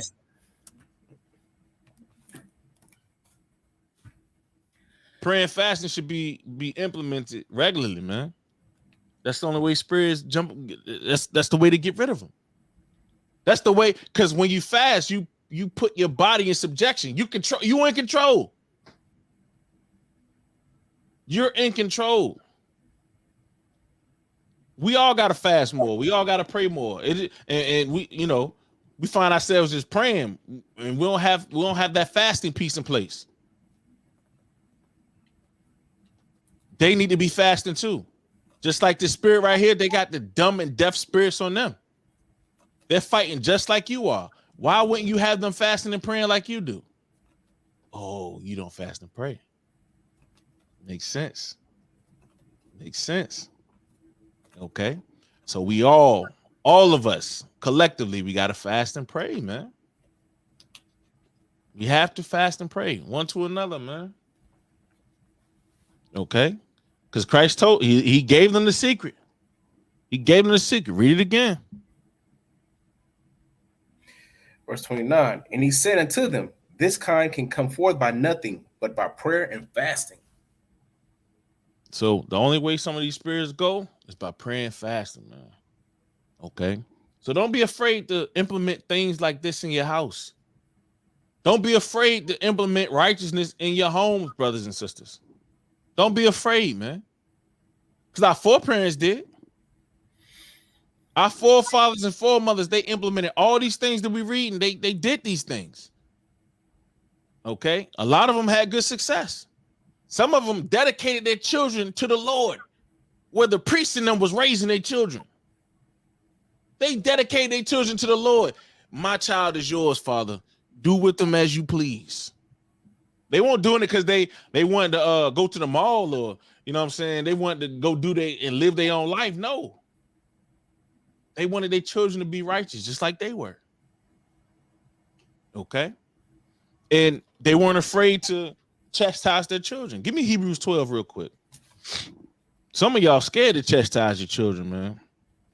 Some of y'all afraid of that thing because your child is your friend. Some of y'all afraid to tell your child what to do, when to do, and how to do. Your child go in the room, shut their door, and they, you know what I'm saying? You scared they ain't go in their room. You knock on their door. I ain't knocking on the goddamn thing. I'm gonna bust up in that room. If I want to come in there, I don't care when, how, where. Hey, I'll bust the hinges up off the door if I need to. I'll make sure you don't have a door if I need to. You understand what I'm saying? Some of y'all scared though, because some of y'all, man, your wife might be like, you a little too hard on your daughter. You a little too hard on your son. You know what I would say? Shut the hell up. Because the world gonna be harder. Shut the hell up. I gotta say it again. Shut the hell up, because the world gonna be harder. What you think the world gonna do to your boy? What you think the world gonna do to your daughter? What you think they gonna do to him? Huh? What you think they gonna do to him? You think they gonna coddle him? Oh, come on over here. We got something good for you over here. No, they gonna show him some crack. They gonna show him how to smoke weed. They gonna show him how to be a whore and a whoremonger. That's what they gonna show them. That's what the world gonna show them. It's nothing good from this world, man. The world gonna show, hey, this is how you do. Watch your ears, kids. This is what school is teaching you. This is how you lie with a boy. This is how you do anal right here. This is it. This is what sex education is teaching your children. Talking about you raising your damn kids. Some of y'all are delusional as hell, man. Some of y'all are delusional. They teaching the boys how to be with boys. They teaching the girls how to be with girls. Some of y'all crazy as hell. Yeah, I'm raising my child. Y'all heard of school to prison pipelines, right? If you Google that in North Carolina, that's the first thing pop up on my Google search. North Carolina school to prison pipeline. That's the first thing to pop up. And you see all of our children on that thing, man. Like bro said, they're going to chew them up and spit them out. Pull a man in and spit them out and give no care afterwards. They're here to destroy you. They're here to destroy your children. And you parents, you're letting them, man. You mother and you fathers, you're letting them. So when we talk about these monsters, I'm looking at you. I'm looking at you. Because it says the mistress women are going to bring forth monsters. They're bringing forth monsters because they're monsters. They're bringing forth whores because they're whores. They're bringing forth thoughts because they're thoughts. That hoe over there, yeah, that's her. Yeah, that's her, and that's her daughter. Ah, that makes sense. That makes sense. And you know what's bad? These little boys out here, that's all they want. That's what they want. They want the whores. That's what the boys want, because that's what the world teaches them. And what's crazy is they can have some good parents at home. They're showing them the right way. They're showing them a good example. But then they still want the evil that they see out there. I'm telling you, the pull of the world is crazy. The pull of this world is crazy. And if they're not prepared, if you're not preparing them, they're going to be tore up. Like the brother said, chewed up and spit out, man. Chewed up and spit out. My brother said, that's why you have to sit with your kids and be straight up with them. No cuts, raw, because Esau would give them the business. Meaning effing their life off, tearing their life up. Okay. Oh man, sis said that's why I got my trusty sidekick. My belt be ready. Hey, but sometimes, hey, when they get to that age when the belt is not effective anymore, that's a scary place. Because now I was like, what I'm gonna do? Because the time you wasted your time. You wasted your time. Now the belt is not effective. Or sis got some youngins. She can, they can help get, they can help be right now. You can reach the younger ones. The older ones, I don't know. At some point, it's like the belt ain't gonna be what the belt is. They might even be bigger than you. My son taller than me. He like 2 inches tall, 2-3 inches taller than me, man. What I look like grabbing the belt with this guy? You know what I'm saying? What I look like beating his size? Ain't no beating his size, man. You know what I'm saying? All you can do is just pray. That's all you can do. Ain't nothing else you can do. When they get to that point, ain't nothing else you can do. Just send up prayers for them, man. And if they be delivered to Satan, that's on them. That's something that they're just gonna have to go through. A lot of y'all be trying to shelter your kids and not let them go through some things. They're gonna have to go through it, man. They're gonna have to go through it. Just my stance is when they're going through it, or if they decide that they want to go through it, don't call me. If you decide that you want to go through it, you decide you want to go be a thought, you decide you want to go be a whore, you decide you want to go rob something, you decide you want to go do any of that stuff, don't call me. I'm no longer your father. I'm not here for you. Because I showed you the way. You know the way. You know the way. I'm just some nigga to you now, because that's how you looking at me. So we're going to keep that same energy. If you want a boyfriend, you want a girlfriend, I'm just that nigga. Don't ask me for nothing. Just look at me like I'm some random nigga on the streets. Don't ask me for nothing. I'm not dealing with you. Unless you coming back over to this righteous side, I got nothing for you. Nothing for you. We might have to go and have another 1 or 2 or 3. Something like that. You know what I'm saying? Try again. What the song say? Dust yourself off and try again. That's just what it is. That's just how it's got to be. Sister hers is grown, but they still don't play with me. Hey, all praise. My mom used to get the broom. She's like, all right, the belt ain't working. Pop. She was tearing my brother up with the broom, man. He got immune to that. You know what I'm saying? Bro said catch up. He said catch up. catch up, bro. We need more. Bring at least 3. Hey, it is what it is. But if they decide they want to make the decision to go to the left, that's on them, man. You got to live with that thing. You decide to make that decision, that's on you. Hey, but don't talk to me. I'm gonna hit you. Don't talk to me. Don't call me. You're gonna get the FU phone line. I'm just gonna be honest. I'm not answering. I'm not gonna be there. Okay. You know what it is. Everybody should know what it is. All right. Read it again. You what verse? Hebrews 12. Hebrews 12:9. 12:9. Furthermore, we have had fathers of our flesh which corrected us, and we gave them reverence. Shall we not much rather be in subjection unto the Father of spirits and live? You see that? Do y'all see that? We have fathers that corrected us. Some of y'all don't want to correct your children. Some of y'all scared to correct your daggone children, man. Some of y'all scared to correct your children. But when they fall into the hands of the Lord, you want to cry. When they fall into the hands, if you spent your time, listen, this is admirable right here. If you spent your time, you said to hell with this job, you focus on your children, you know what I'm saying? You spent the time, your wife is on point. She, you know what I'm saying, trained up the child in the way that they should go. You know what I'm saying? Your household is a productive, righteous society within that home. You know what I'm saying? And then you gave them all that you can, and then they still turn to the left. That's on them, man. You did all you could. You did all you could. You know what I'm saying? You done all you could. But if you didn't, you gotta live with that regret. You gotta live with that blood that's on their hand, on your hands, because their blood gonna be on your hands. You gotta live with that thing, man. That's gonna be a cross you gotta bear. Okay, that's gonna be a cross you gotta bear. Bro said they gonna get the Mr. Telephone Man. There's something wrong with my line. When I call my daddy number, I get a click every time. Mr. Telephone Man, what's going on with my daddy line, man? What's going on? Read on. Furthermore, we have had fathers of our flesh which corrected us, and we gave them reverence. Shall we not much rather be in subjection unto the Father of spirits and live? For they verily for a few days chasten us. So the correction, the chastening, that from a father, guess what? It's gonna last a day. It's gonna last a couple hours. It's gonna last a little bit of time. What is the chastening for, though?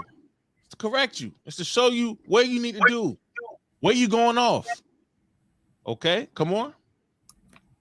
For they verily for a few days chasten us after their own pleasure, but he for our profit, that we might be partakers of his holiness. You see that?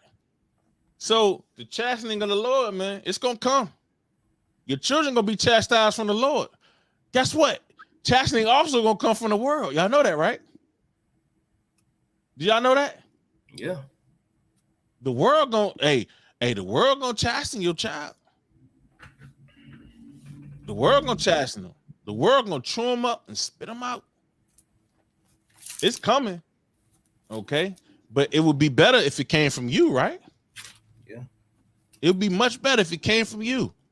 Okay. So my stance on this, brothers and sisters, it will behoove you to not be friends with your child and to show your child, like Bro Judah just said, man, show your child you ain't playing no games. You ain't playing no games. This is not a game.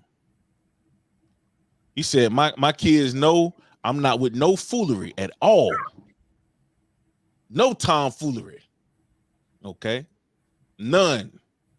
And that's how you should roll, man. You should have your children in subjection with all gravity. So you should have your children in order with all manner of seriousness. It should be no nonsense going on within your home where, oh man, I gotta deal with this. I gotta deal. Nah, you correcting it. Because the child mind is your mind. So y'all can talk. I'll be damned if I come in here, there's a problem with my daughter or a problem with my son, and I can't talk to them about it in regards to the scripts. It'd be a problem, man. Because they would no longer be in my house. I would no longer know you. I'm just being honest. I'm just telling my truth. What they say? I'm just telling my truth. I'm just telling my truth. I love hard. I love my kids, man. But you decide to go left, man. I can't rock with you like that. I can't rock with you like that. And that's how we got to be with everybody and everything. Can two walk together except they be agreed? That's what the Bible says. You can't. Does it stipulate if they came from your loins or not? If they was a treasure? Because if they was a treasure to you, they're going to follow what you do. The true treasures follow what you do. They follow the commandments of God. They're righteous. That's the treasure. They're avengers. You leave them behind. When you dead, you leave them behind something that's going to look like you, resemble you, have your mind. Ephesians 6:1.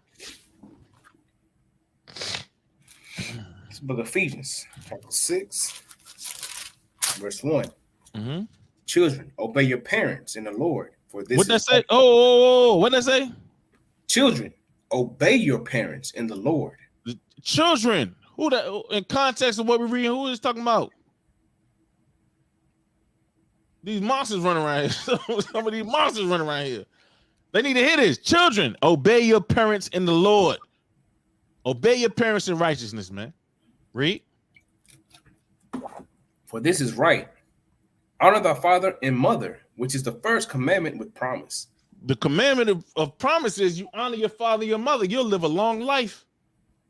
You'll live a long life. Because guess what? You dishonor your parents, you disrespect them, you're rebellious.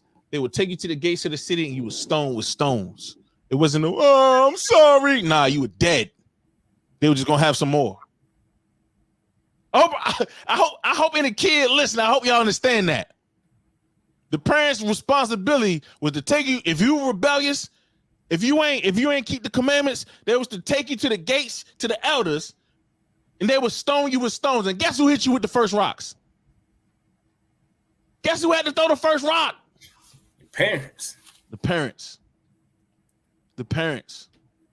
Okay. So if you were in line and in order, the promise was you'll have a long life. You'll survive. Okay. That meaning of I brought you in this world, I take you out. That was some real stuff right there. That was real talk. Our parents nowadays be bluffing. They be bluffing. They be pump faking nowadays. That real life, I brought you in this world, I take you out. That was some real talk back then. Y'all better be thankful for the covenant of the Lord. We ain't stoning y'all butts right now. A lot of y'all need to be stoned. A lot of y'all need death right now. I promise you. A lot of y'all should have been gone. But all praise to the Most High God for repentance, ain't it? All praise to the Lord for grace and mercy, man. Because a lot of us should have been gone. Okay? A lot of us should have been gone. But hey, back in the day, like my brother Uzziah say, back in the gap, them stones would have been flying, and mom and dad would have been the first one had to throw them things. It would have had to be the first one chucking them. Now think about the love that you have for your children, but they rebellious. They rebellious. The law allowed you to, hey, you got to start over.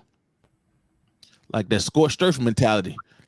Bro said, my kids listening always in class every Sabbath, and I was just telling Unc about the stoning of Robs. Oh man, heavy.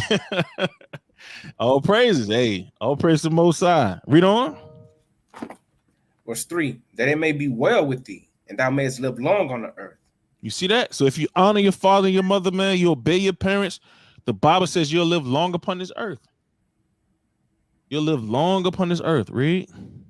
Verse 4, and ye fathers, provoke not your children to wrath, but bring them up in the nurture and admonition of the Lord. So that provoking not your children to wrath, meaning don't listen. If you training your child, you teaching your children, man, you're not going to provoke them in the wrath of God. Because God, when they're in the hands of the Lord, it's no delivering. It's no delivering them out of their hands, man. Ain't no delivering them out of the hands of the Lord. So you don't want them to see the wrath of God. You don't want to have to stone them with stones. You don't want to put them in a position where you got to take them up off this thing, this big rock. You taking them off the big rock with little rocks. You don't want to do that. You don't want to do that. Okay. So we're not to provoke them to wrath either. Okay. not to wrath. That wrath is the wrath of the Lord. Okay, so what you gonna do? You're gonna show them the right way. You're gonna show them the commandments of the Lord. You're gonna tell them what to do and what not to do. You're gonna try. You're gonna attempt, but it may come to a point where your trials and your efforts, they're fruitless. You got to understand that. You got to acknowledge that. You got to prepare for that. Okay, that's just the truth of the matter. Some husbands, some wives, some sons, some daughters, some mothers, some fathers, they just not gonna get it. Got to come to that point in your mind where you're like, okay, she just gonna be a devil her whole life. I mean, I just gotta understand that. He just gonna be a liar his whole life. That's just something. Unless he's struggling, unless he's fighting that thing, he's just gonna be a liar. He's gonna be a murderer his whole life, man. But unless he come to the understanding that thou shalt not kill, that's nothing. I mean, what you gonna do? He loves murder. Okay, that's the realization a lot of us gonna have to come to. Okay, children got to see the treasure in the Word of God, man. They got to see it just like you do. They got to believe just like you. Children got to have faith just like you. That's why you got to train your child up in the way that they should go. Okay. When they ask about what's going on here, in Exodus 12, when it says, what manner is these? What mean ye by this service? Or what mean ye by this? That's when you start explaining them. Listen, this is why we do this. This is the commandments of the Lord. This is what we need to do to get the kingdom. This is how we do it. This is this. This is that. You start answering them questions. You start putting the pieces of the puzzle together so that they understand. You got to keep giving them the word of God so that they begin to build their faith. A lot of them, they only got faith in this world. They only got faith in the society. They don't have faith in nothing but evil. You got to show them what righteousness look like. Got to be that example. Okay. And when they're young, little ones, and 1-year-old might not be able to really understand, but a 3-year-old, a 2-3-year-old, yeah, they can understand. What is this, mommy? What is this, daddy? I remember my baby coming up. She was so excited to we used to get Sabbath cakes. She used to be so excited to write Happy Sabbath on that thing. You know what I'm saying? We need to start doing that again. Damn, I forgot we used to get Sabbath cakes every Sabbath, man. That's when I had a little bit of money though. I think I had a little bit of money. We gotta make it eventful, make it a joyous occasion, enjoyable. They gotta understand what true righteousness is. They ain't gotta feel like they missing out on nothing, because that's what a lot of it is. A lot of these kids think they missing out on something. You ain't missing out on a damn thing. All that garbage that you think you're gonna have fun doing, it's gonna lead down a road you don't want to go down. It's gonna lead down a road. We trying to tell you, listen, we done been down that road, man. We know that road got a dead end. We know that road don't lead nowhere else but death. You still want to go down there, huh? Okay. Curiosity killed the cat. Going on down there. Going on down there, kitty. You think you got 9 lives? Go on down that road. It's gonna get you something. You said it's what you want. They ain't what you want. Promise you they ain't what you want. Okay, but we done seen where that road lead. We understand where that road will get you. Okay, but some, they just gotta go down that road. Listen, you can't save everybody, man. Everybody can't come to the party, y'all. Y'all think everybody getting in the gates? Everybody can't come, man. You might just bring forth some children that can't come. You gotta live with that. You gotta live. You gotta stop preparing your mind. Some of your children ain't gonna make it. Some of them ain't gonna make it. That's just the harsh reality of it. Okay? If they don't have faith, guess what? They're not gonna make it, just like you lacking faith ain't gonna make it. All right. Proverbs 13:24. It's the book of Proverbs, chapter 13 and verse 24. He that spareth his rod hateth his son. What that mean? If you don't correct your son, you don't correct your kids, you hate them. So if you don't correct your children, you hate them. Why is that hate? It goes back to Leviticus 19:17, right? Not suffering sin upon them, okay? Because what's the opposite of hate? Love, right? And love is the keeping of the commandments. So correcting them is love. See how easy that is? See how that makes sense right there? See how that makes sense? Like, for example, young men out here, they want to lay down with little girls, with women, you know what I'm saying? Lay down, make babies. You know, how old you supposed to be when you're a grandfather? Somebody put in the chat. Somebody put in the chat, how old you supposed to be? How old should a grandfather be? Should a grandfather be 20? Should a grandfather be 20, 28? Dang. That's what this society teaches. Sis said 65. I like that number. That's a good number right there. 70. Be old and crusty. You can say whatever you want to say. Back in my day, at least 50. 70. I like that too. I think a grandfather should be old and crusty. Got them curled up toenails. Fighting diabetes.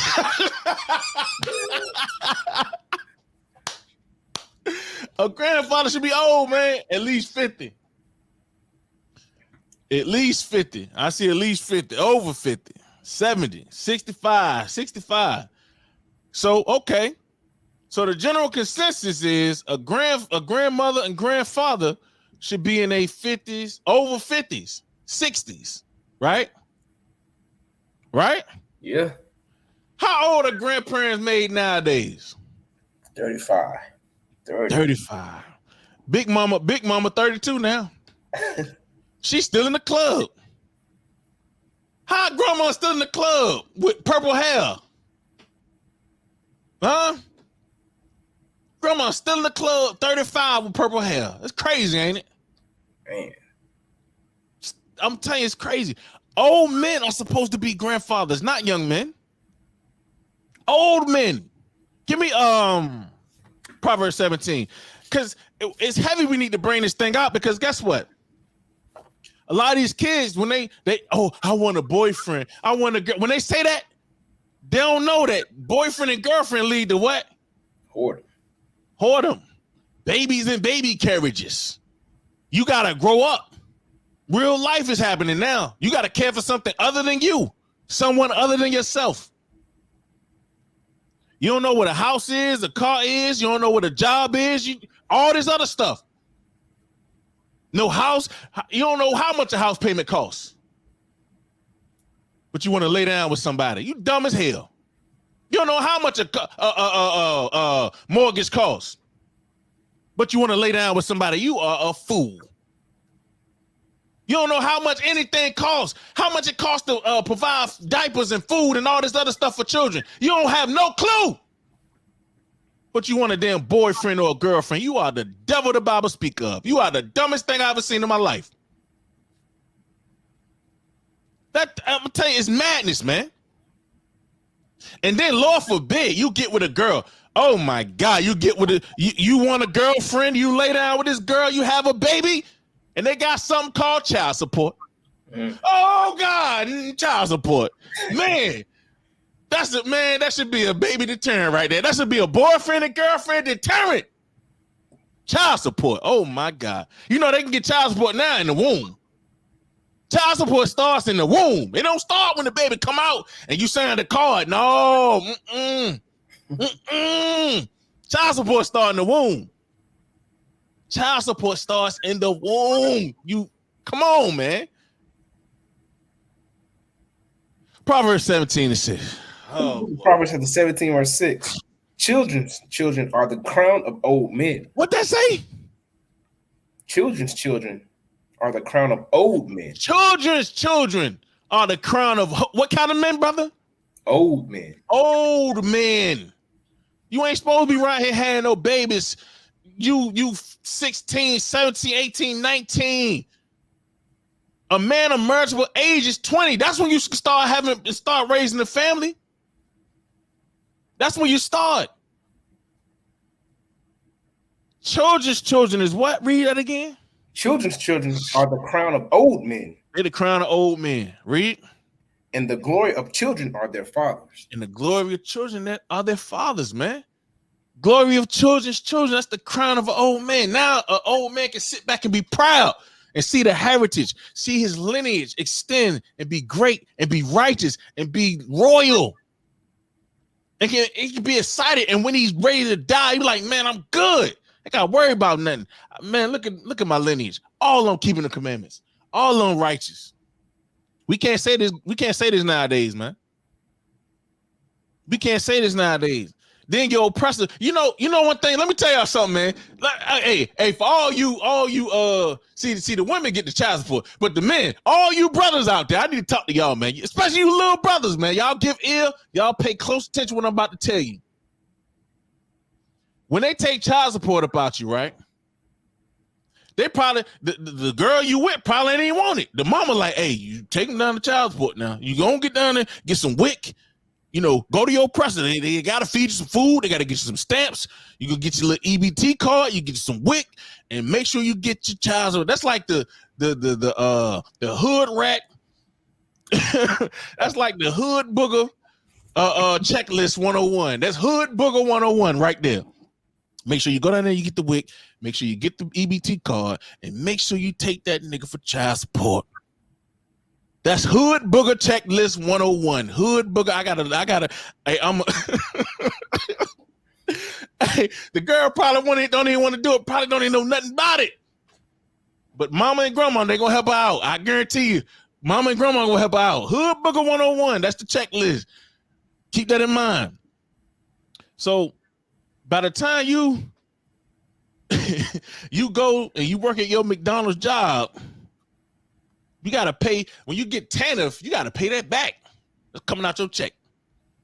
When you get child support, you get put on child support, they taking out your check, right? And then they taxing you on the child support. They taking out your check. So not only is they taking that amount, as it accumulates, they're going to tax that. So you're going to end up owing more, even way more. That's when you get into the arrears. And when the arrears come, that's when they lock your butt up. They take your driver's license. Your freedom is gone. How am I supposed to pay child support and I'm in jail? Nigga, that's the trick bag. They got you now. Now you in the system. Now you are in the system. And guess what? Ain't no coming up out of that thing. Ain't no flying to Mexico or flying to Zimbabwe to try to get away. You can't get a passport. You can't even get a driver's license. All you can get is the ID, and you ain't going nowhere. When they let you out of jail, you can't even get a job. Yeah. You know what? I had a friend, he was on it like that. His child support didn't even stop when he was locked up. It was still going. Yeah, it don't stop. Bro, it don't stop, bro. It does not stop. It accumulates, and then it's interest tacked on. So the lump sum that you owe, say you owe $15,000, they taxing that $15,000 every month.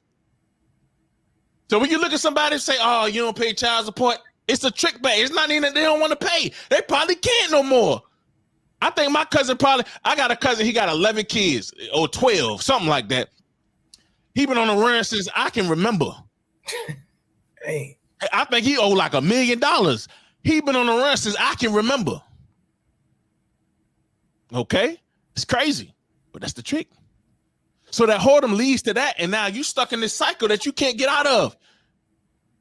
Now you running up in garages trying to rob 87-year-olds because you in this trick bag that you put yourself in. All because your parents failed you. That cycle is horrible. That thing is horrible. Bro said that's the new pay slot these days. Have a baby by a brother that's working. Then have them pay support every month.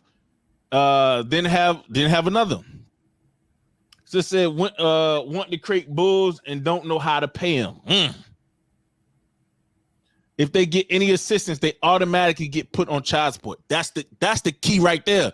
If they go down there and they get EBT, they get TANF, they get WIC, all these other things, they automatically put them on the system. They automatically in the system.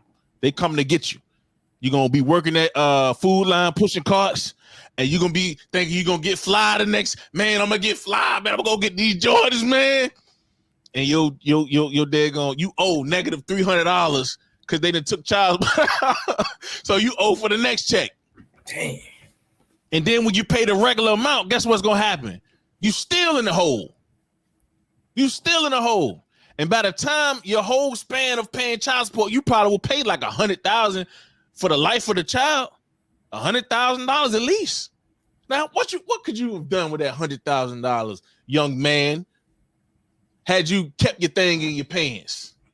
Had you been righteous? What could you do with that $100,000, young man? You can do a lot with that thing, man.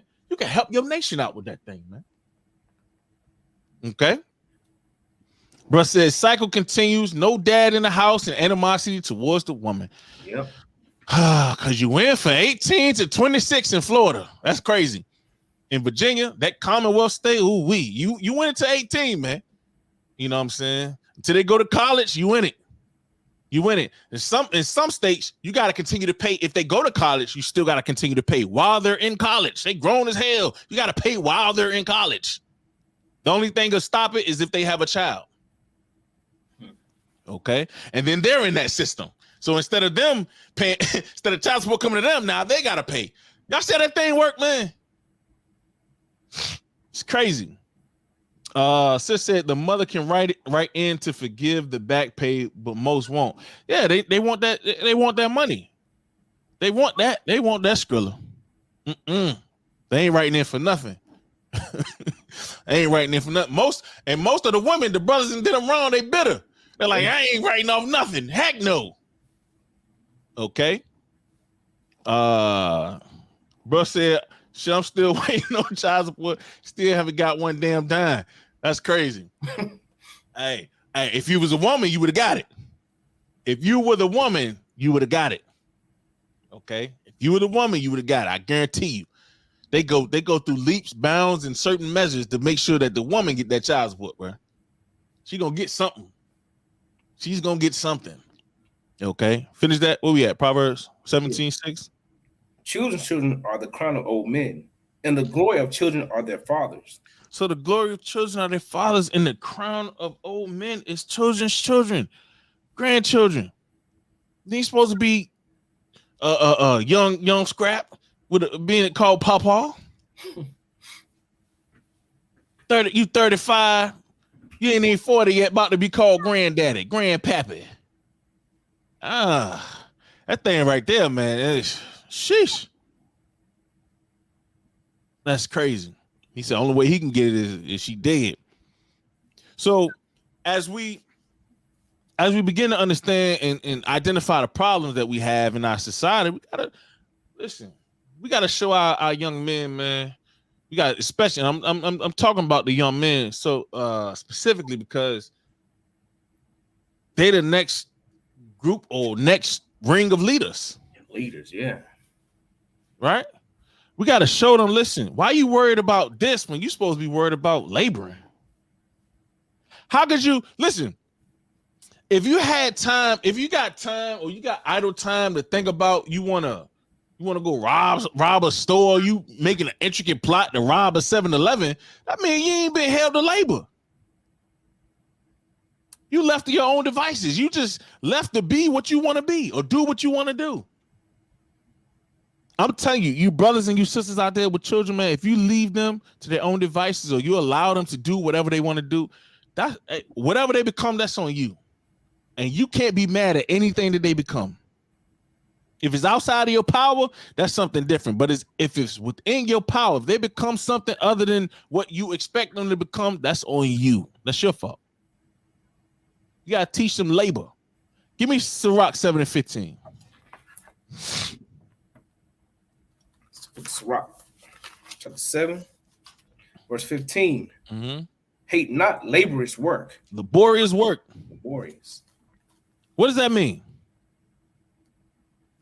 What does that mean? Don't be lazy. Don't be lazy? Is that it? What does labor teach you? Discipline. Teach you discipline. What else? What else? It challenges you. These things are challenging, right? So you got to find ways to, you know what I'm saying, to overcome that laborious work right there. How to accomplish, you know what I'm saying, accomplish things. It teaches you a lot, man. Hard work teaches you a lot. When you lazy as hell, it teach you nothing because you sleep. Okay, I like that. Responsibility. It teaches you responsibility. Okay, so you can't hate laborious work. That's what you got to teach you men. This is what you got to teach your children. A lot of you men don't like laborious work either, so you can't teach your children nothing. Some of y'all don't like nothing. Like to sit on your behind and scratch and sniff. That's it. That's it. Okay. But you men that want your sons to be righteous, and I'm speaking specifically sons for a reason, because they're the next charge. They're the next leaders. You want your sons to be righteous, man. You want to teach them something. Show them what it means to work hard. Read. Hate not laborious work, neither husbandry, which the Most High hath ordained. The Most High ordained that laborious work. He wants you to put your hands to the plow. He wants you to work hard because it teaches you responsibility. It teaches you accountability. You got to show up to work. It teaches you a whole bunch of stuff that our parents never taught us. Fathers never taught us. Okay? From there, go to Sirach 10 and 7. There's some more. I'm going to get some more. This book of Sirach, chapter 10 and verse 7. Pride is hateful before God and man, and by both done one commit iniquity. Hold on a second.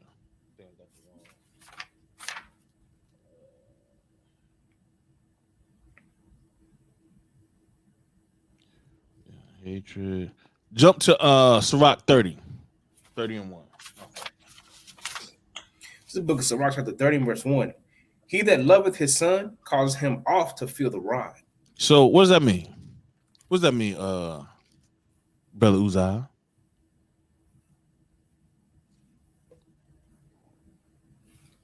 What does that mean, Uzziah? It said, he that loveth the son causes him oft to feel the rod. Mm-hmm. If you love your son, you're gonna always correct him. Correction don't have to be, with a stick, or just correct him, showing him how he should move as a man. Right. So every opportunity you get, you're gonna show him what's right and what's wrong, right? Right. You're gonna tell him, you're gonna inform him, listen, this is right, this is wrong, this is the way, and this isn't. Right? Mm-hmm. So he can make an informed decision if he's gonna be right or if he's gonna be wrong, right? Mm-hmm. And his actions to show you where y'all stand, wouldn't it? Read on.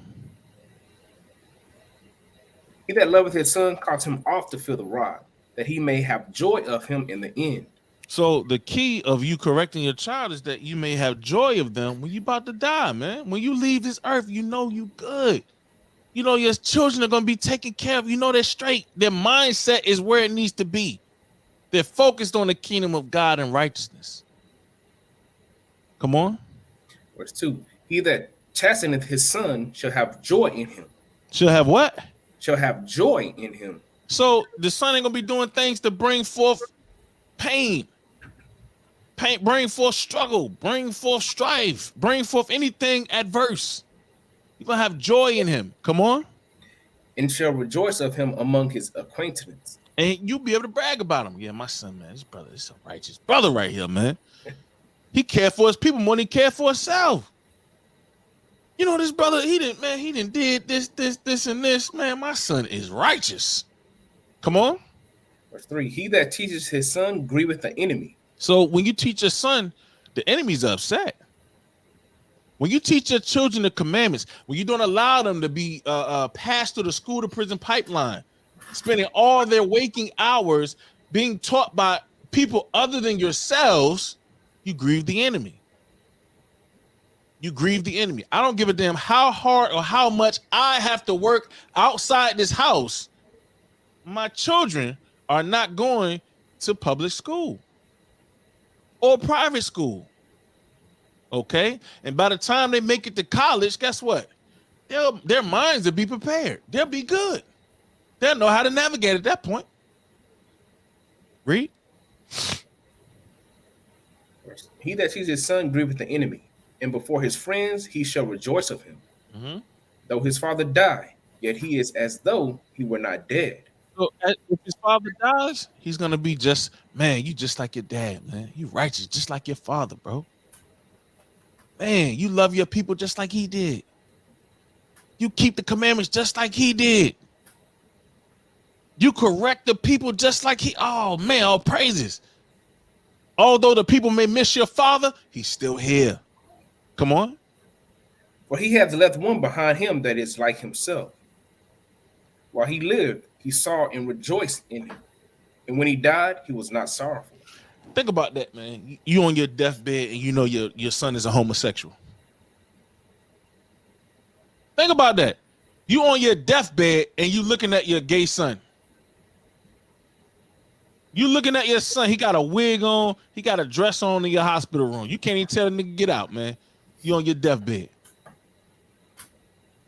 Or you dying knowing that once you go, they're gonna bury you right below Caesar Borgia in the church. And Big Mama gonna have her wig cocked to the side, and they're gonna be celebrating your life under Caesar Borgia's feet. A lot of y'all gonna be, I'm saying, hey, it's gonna be an Edomite hanging over you when you die, believe it or not. It's gonna be a damn Edomite hanging over top of you when you die. Some of y'all don't even understand. Y'all ain't gonna get what I'm saying till you dead, till you about to die. Your son ain't gonna bury you in no damn no righteous place. They gonna put you in the church. Yeah. And I was just thinking about what you just said, and the brother D Wade. Now he finna let his son, take his sex from him, right? Mm-hmm. Now his lineage, say for whatever cause, he can't produce now another child. But if he let his son, because his lineage done ended, it's over for him. Yeah. Well, he got another son. I don't think he fruity, but he got another son. But oh, okay.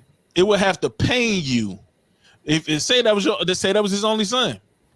It will pain you on your deathbed to know your lineage is done. It's a wrap for you. Your bloodline is done. Your line is over. Cause he wants to be instead of Kevin, wants to be Kim. You dying knowing that. That's what you struggling. You struggling to breathe and you struggling to cope with the evil that's right there in front of you. Crazy. I couldn't do it. I ain't lying. I can't do it. Crazy. Come on. Verse 6. He left behind him an avenger against his enemies, and one that shall requite kindness to his friends. He that maketh too much of his son shall bind up his wounds, and his bowels will be troubled at every cry. Read. And horse not broken becometh headstrong. Becometh what? Headstrong. The Bible's comparing a son, an unruly son, to a horse not broken. It says he'll become headstrong. What does it mean to be headstrong? You don't want that. What's that mean? Self-willed, hard-headed. Self-willed, hard-headed, rebellious. You can't control them. That horse will kill you. Hey, turn around and kick back, you dead. He's unpredictable. He gonna do what he want to do. Ain't no taming him. Ain't no controlling him. Ain't no telling him nothing. He gonna do what he want to do. Would you keep a horse buck and kick and pop people off their back? You gonna keep him around you? You gotta be crazy as hell, man. You gonna keep walking to approach that horse? If you approach that horse, he kick you in your face. He cave all your frontal end. He cave all your frontal end. You got exactly what you deserve. Exactly what you deserve.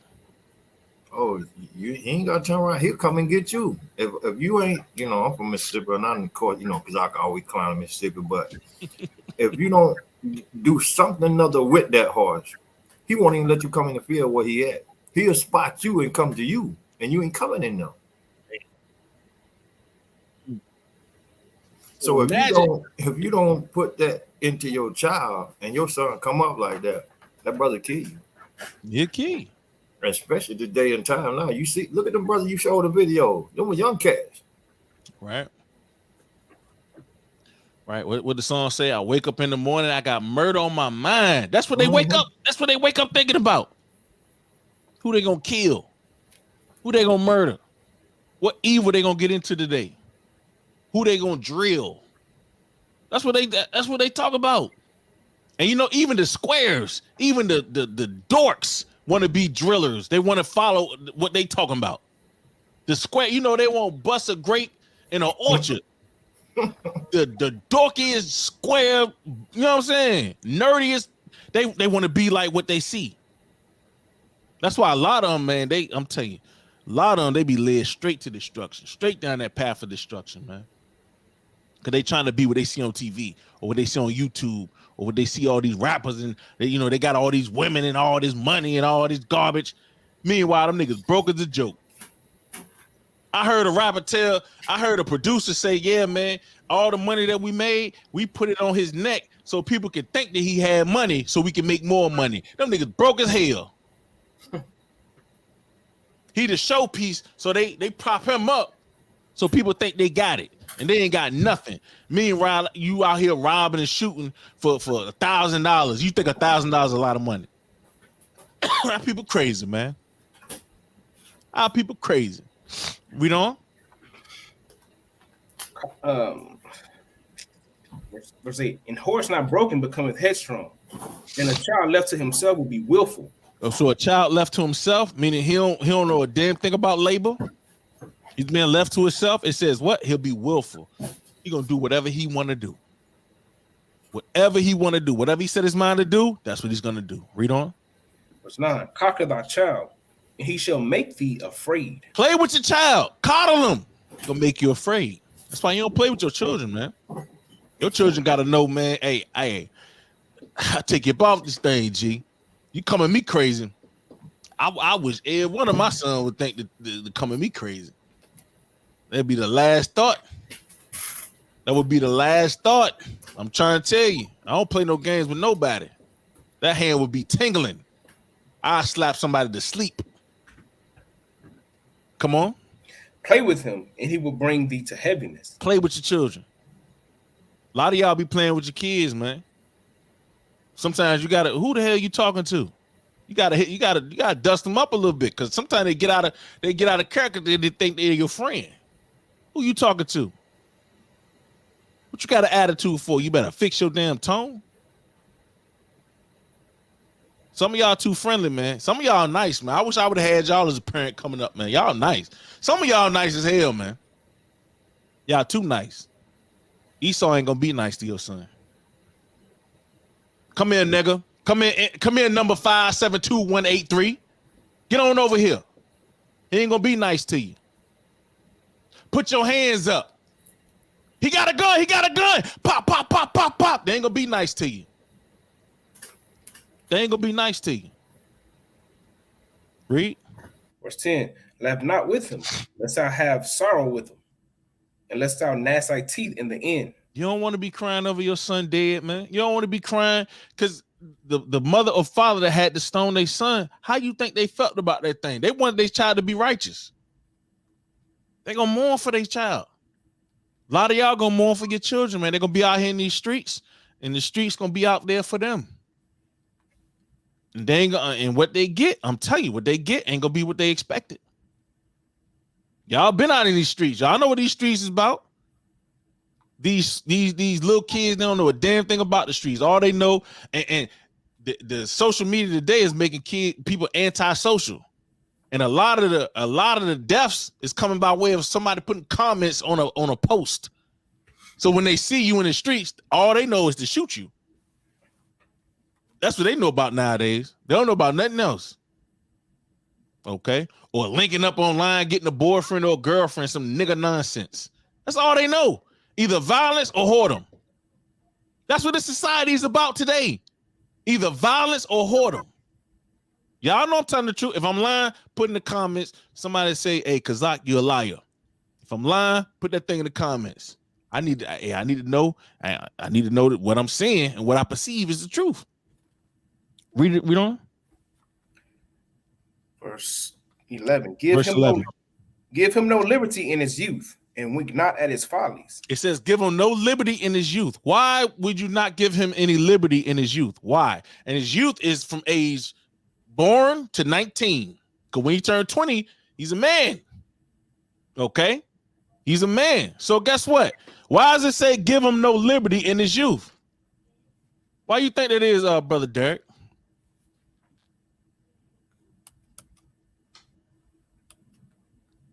Brother Derek got a baby. I want to hear your mind where your mind is.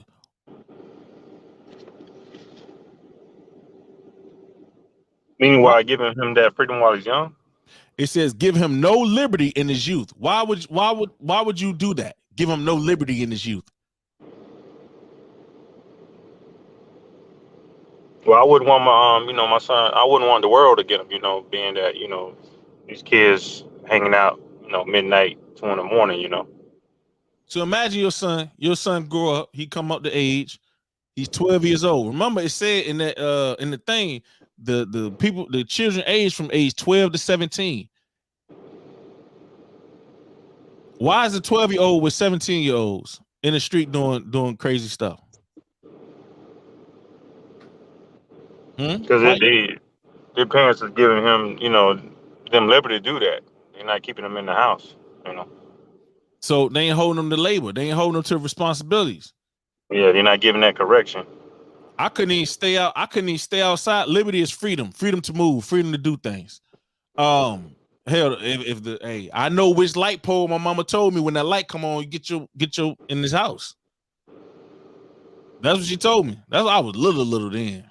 She ain't work a whole lot. Now that I think about it, she ain't work a whole lot when I was like really, really little. But when we got older, I think she started taking more hours because we was like older. I was like 12 or something like that. That's when we started, really experiencing. I was 12 when I first drank Wild Irish Rose. We used to call it Wally Wally. Y'all know what Wild Irish Rose is? That's some wino liquor right there. I'm 12 years old drinking Wally Wally with the big guys. Okay. No liberty in his youth. Give him none occasion to willfully sin. I like that. Bruh said because when he gets older, it's too late. When he gets older, now he think he's a man. He think he's grown. Okay. Sis said because you can shape them when they're young, and when they get older, they won't depart from what was taught to them. Right. Sis said she drank it at 16. Well, I was 12. I was 12. Okay. Wild Irish Rose and Boom Farm. Just being a nigga out in the streets. 12 years old. It's 2, 3 o'clock in the morning. I'm out in the streets. Mama at work working to 7A to 7P. Or 7P to 7A. Okay. Them 12-hour shifts. She was a nursing assistant or something like that. Working at the hospital. Okay. Read on. Verse 12. Bow down his neck while he is young, and beat him on the sides while he is a child. So you got to bow him down when he's young. You got to beat him on the sides when he's young. It's not going to be effective when he's older. It's not going to be effective way to chastise him when he's older. Because when he's older, you're supposed to be able to talk to him now. It was a point where I had spanked my daughter. I said, I'm not spanking you no more. But when I tell you to do something, that's what you're going to do. Okay, come on. Lest he wax stubborn and be disobedient unto thee, and so bring sorrow to thine heart. Lest he wax stubborn and be disobedient unto you. Remember, the Bible says, honor thy father and thy mother in the Lord, which is right. Being disobedient, being rebellious, that's like the sin of witchcraft. Okay? That's sin. That's evil. You shorten your days doing that, man. Okay? We got to hold them to labor lest they wax stubborn, meaning grow worse and worse and worse, more stubborn. The more leeway you give them, the more stubborn they're going to become. Someone, you give them a cell phone, now they sexting. Now you got to take the cell phone back. You give them liberty to get on social media, now they talking to boys, talking to girls. Now you got to take away that privilege. Why you got to take it away? If you corrected them, if they was good from the beginning, they won't fall into the midst of that nonsense. Okay, read on. Verse 13. Chastise our son and hold him to labor. Chastise thy son and hold them to labor. Y'all see that? You chastise them, you correct them. It ain't no, oh, you being too hard on me, dad. You being too hard on me, mom. Nah, chastise your son. and hold them to labor. Hold them to labor. They should be, if they have any time to be unrighteous, they ain't got enough work to do. Give them some more. I'm done with my homework. Can I go do that? Hell nah. Go, I need you to clean the grout in the towel. Go get a toothbrush. This ain't the 1960s. This ain't the 1980s and 90s. I ain't gonna be cleaning no grout with my toothbrush. All right, get the hell up out of here. I need you gone by tomorrow. I need you out. Ain't no rebellious, stiff-necked rebellious son or daughter up in my house. You can go. Fend for yourself. Go to one of them shelters. Go to a shelter. You can get what they call the thing when you emancipated. Go and get emancipated. You grown? Go be grown. Just don't call my phone. Bars.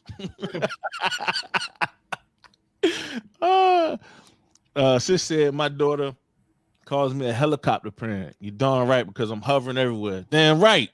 Be all over here. You think in the place you think I'm not, that's where I'm at. The place where you think I'm not, that's where I'm at the most. This is a beautiful class. My kids hear this daily, bring it out, love it. All praises. All praise. They need to hear it every so often. We can't just do classes for the old folk, because the young folk gonna be jacked up. Right? Yep. Read. Chastise thy son and hold him to labor, lest his lewd behavior be an offense unto thee. Damn. You got to chastise them, man. Hold them to labor, because their lewd behavior will be an offense unto you.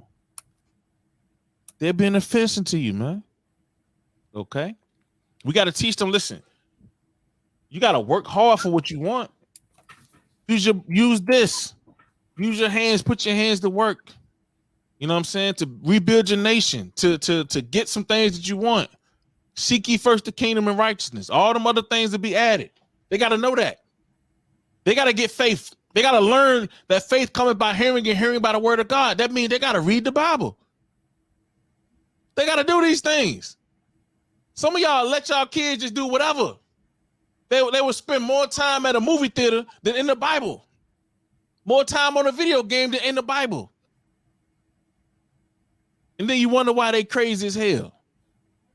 You wonder why them spirits on them and been on them since they was a youth, since they was a child. And the only way to get them things off is prayer and fasting, but they don't know nothing about prayer. They can't spell fast.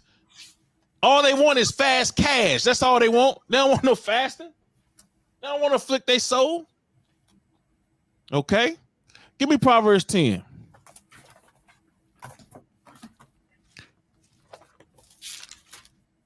Book of Proverbs chapter 10.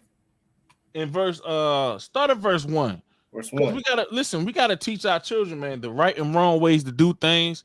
We gotta show them righteousness. We gotta show them what evil looks like. A lot of our kids, they only have the mindset of evil ingrained in their mind, man. You tell your son, or you tell your daughter, or you tell your child, listen, you ask them a question right now, how would you make money? What you think they'll say? My kids? Mm-hmm. Anybody. My kids gonna say, "Oh, I'm gonna go cut some yards." His kids gonna say they gonna cut some grass. Now you said your kid, right? Now let's think about a kid that's in the hood. Let's talk about a kid that's that's in the slums. You think they gonna think about cutting grass? No, they gonna be out there slinging that. They're thinking about a double up. They ain't thinking about nothing else. They're gonna try to get something on consignment and do a double up. That brother, that's some Mississippi hustle words.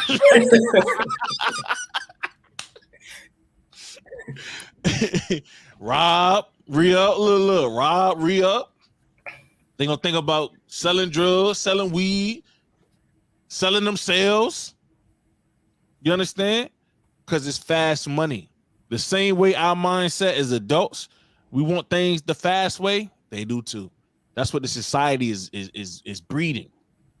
That's why 12-year-olds talking about boyfriend and girlfriend. Man, I slapped the hell out of 12-year-old talking about some boyfriend and girlfriend. I don't even want my baby at 20 to have a husband. You understand? I know that's the natural course of life, but it is what it is. Ain't too many 20-year-olds, their mindset ain't ready either. Nah, they all over the place. Y'all know what their mindset is. Yeah. They trying to go down to Miami and do something. Y'all know what their mindset is. Okay. But we got to show them the treasures of the Lord, not the treasures of wickedness. Not to have that mindset that, okay, this is fast money, but all money ain't good money, man. All money is not good money. And then, as men, you try to tell them the right way, they don't want to listen to that. Because it's not fast, it's not quick. Okay. It's dangers in that. But read that. Proverbs 10:1. The Proverbs of Solomon. A wise son maketh a glad father. A wise son maketh a glad father, man. A wise son. So when you start to see your son use wisdom, you're like, oh man, I'm excited, bro. Don't tell him. Just in your heart. Oh man, my son, man. All praise it. I see him using wisdom. Good. It's a good sign. It's a good sign. He's not trying to do this. He's not doing that. He's trying to keep the commandments. Okay, it's a good sign. Sometimes when you give an attaboy that mess people up, man, y'all gotta be careful with that. You start patting niggas on the back, you doing a good job. Hey, that's when they like, oh, I'm doing a good job. Okay, I ain't gotta do nothing else. Y'all gotta be careful with that. Okay, so as fathers, you see your son using wisdom, just be excited. Yes, okay, he's applying the commandments. All praises. Come on. But a foolish son is a heaviness of his mother. A foolish son is a heaviness of the mother. The mother gonna be mourning that foolishness of the son.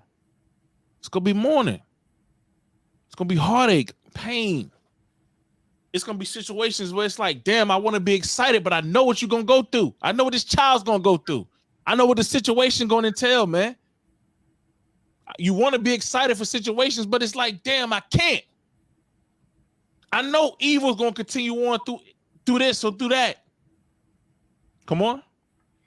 Verse 2, treasures of a wickedness profit nothing. Treasures out of wickedness, it profits nothing, man. Treasures out of wickedness profits nothing. Remember earlier, it said a child was a treasure. A child was a reward. A child out of wickedness, it profits nothing. Money, ill-gotten gain out of wickedness profits nothing. You robbing and murdering to get it profits nothing. I heard a rapper say you get rich or die trying. Guess what?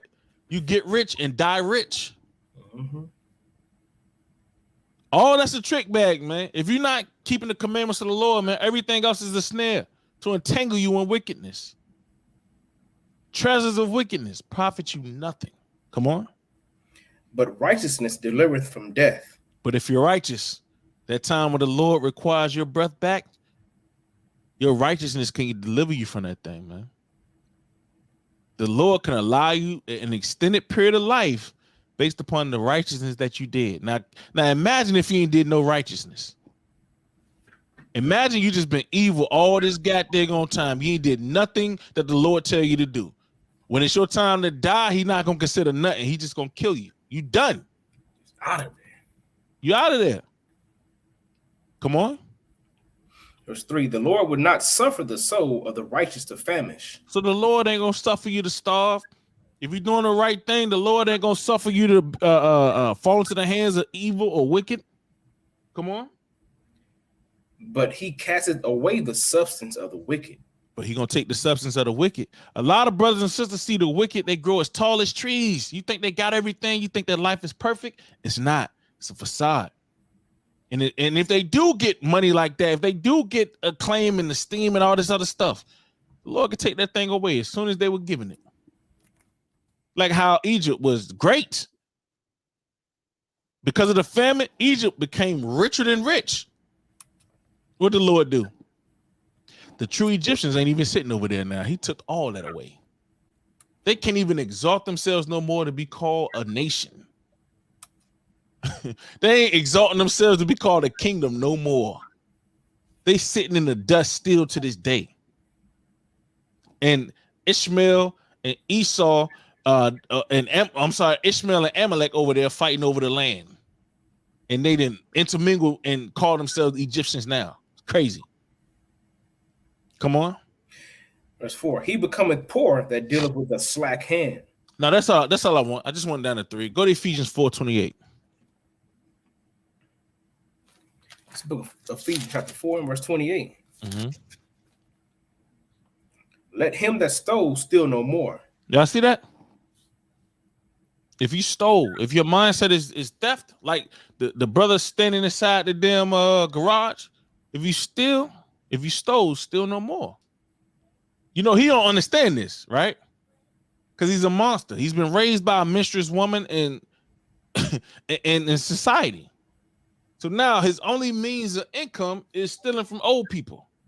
Click-clacking a gun that ain't even loaded. You know, you got to be some kind of a fool to pick up a gun and don't even feel the weight of it to know if it's loaded or not. If you pick up a gun, you know if it's loaded or not, don't you? You can feel the weight of it. Yeah. Mm-hmm. Okay. But that was out of desperation. They say he took the gun out of the safe. That wasn't even his gun, but he's trying to cock it back and fire, and it's unloaded. Fools, man. Foolish. Read that again. Let him that stole steal no more, Mm-hmm. but rather let him labor. Let him what, brother? But rather let him labor. Let him labor. The first mindset, that's why the Lord had to put this in writing for us to consume. The first mindset is to steal, not to labor. That's why the scripture says, let him that stole steal no more, but labor. Labor. Rather labor. Do some work. If you find your mind entangled with evil, do some work. Dig into the scriptures. Try to get some understanding. Okay? Go cut some grass. Clean the grout. Wash your behind. Wash the shower. Cut some, you know what I'm saying? Vacuum the floor. Okay? Pass some flyers. How about that? Come on. Working with his hands the thing which is good, that he may have to give to him that needeth. So the whole reason behind you obtaining money, a lot of y'all accumulate money for yourselves. But you're supposed to accumulate money to be able to give aid and give assistance to your people when they're in need. That's what you're supposed to be accumulating money for. That's why the scripture talks about us having all things in common. If all things is in common, nobody be in trouble or nobody be in need, right? So you're supposed to be accumulating money for your nation. Not so you can buy some stinky shoes that's going to wear down and you're going to try to steal or rob somebody else for theirs. Okay? You're going to wear your shoes till you wrap them around and throw them on a power line. Then go rob somebody else for the same shoes. That's the mindset of our people, man. Okay? When you read Exodus 20:15, it says, thou shalt not steal. Thou shalt not steal. That shouldn't be your mindset. Ephesians 4 said what? But rather labor. Labor. Do some work. Okay? If you don't know what to do, go to your father. Hey, Pops. Hey, my mind is going to the left. I need some labor. I need some work. I need you to help me out. You know what I'm saying? I want to make sure that I'm upright. I'm righteous. I'm doing what's required of me. I want the kingdom of heaven. I'm trying to build my faith. I need your help. Okay? So you children, don't be afraid to reach out to your parents, man, and ask for that help. Ask for that assistance. If you're not getting it, ask. And it should be given unto you. That's how you get wisdom. Okay? Sirach 16:1. It's the book of Sirach, chapter 16. And verse 1, desire not a multitude of unprofitable children, neither delight in ungodly sons. Y'all see that? Desire not a multitude of unprofitable children, neither delight in ungodly sons. A lot of brothers and sisters, especially in this walk, they delight in ungodly sons, man. They delight in ungodly sons and daughters. Okay? It says, desire them not. Desire them not. Read. Verse 2, though they multiply, rejoice not in them. What does that mean, they multiply? What does that mean? You have a whole bunch of them. So they have babies. They have children. They make you a grandfather before you're a damn old man. It says, Though they multiply, rejoice not in them. You shouldn't be bigging it up and happy and excited about that thing. You should be upset. Yeah, I'm profitable. Come on. Though they multiply, rejoice not in them, except the fear of the Lord be with them. So the only time you can rejoice in that thing is if the fear of the Lord is in them. The fear of the Lord is with them. That's the only time you can rejoice in that thing. Why? Because they won't be unprofitable. They won't be brought forth out of wedlock. They won't be brought forth until the brother and sister are of the right mind. They've proven each other. The process of marriage has been accomplished. All that stuff. Then you can glory in them because you know they did it right. Who glory in anything that's wrong? Yeah. Man, I'm telling you, man, we got some destroyed people, man. I got a cousin, man. I got a family member, man. Excited that his daughter is a lesbian. And was bragging about that thing to me. That thing messed with me for a little second, man. He was bragging like, I'm like, yo, this is sad, bro. That thing messed with my spirit, man. It really messed with my spirit. He was bragging about that thing. He was like, yeah, she got some nice Jones too. I'm like, what? Damn. That thing messed with my spirit, bro. But it goes to show when you lack the wisdom of the Lord, man, you glory in things that's unrighteous. You glory in evil. It just goes to show that's the case with our people. Come on. Verse 3. Trust not thou in their life, neither respect their multitude. For one that is just is better than 1,000. And better it is to die without children than to have them that are ungodly. So it's better to die without children than to have ungodly children, man. It's better to die without a child than have a child that's ungodly. The Bible tells us to flee fornication, to flee wickedness, flee sin as though it's the face of a serpent. That's what we're supposed to be doing. That's what we're supposed to be teaching our children. How could you glory in the sin that they're in the midst of? You lack wisdom. You lack understanding. So as they become monsters, you can't really be upset with the monsterism.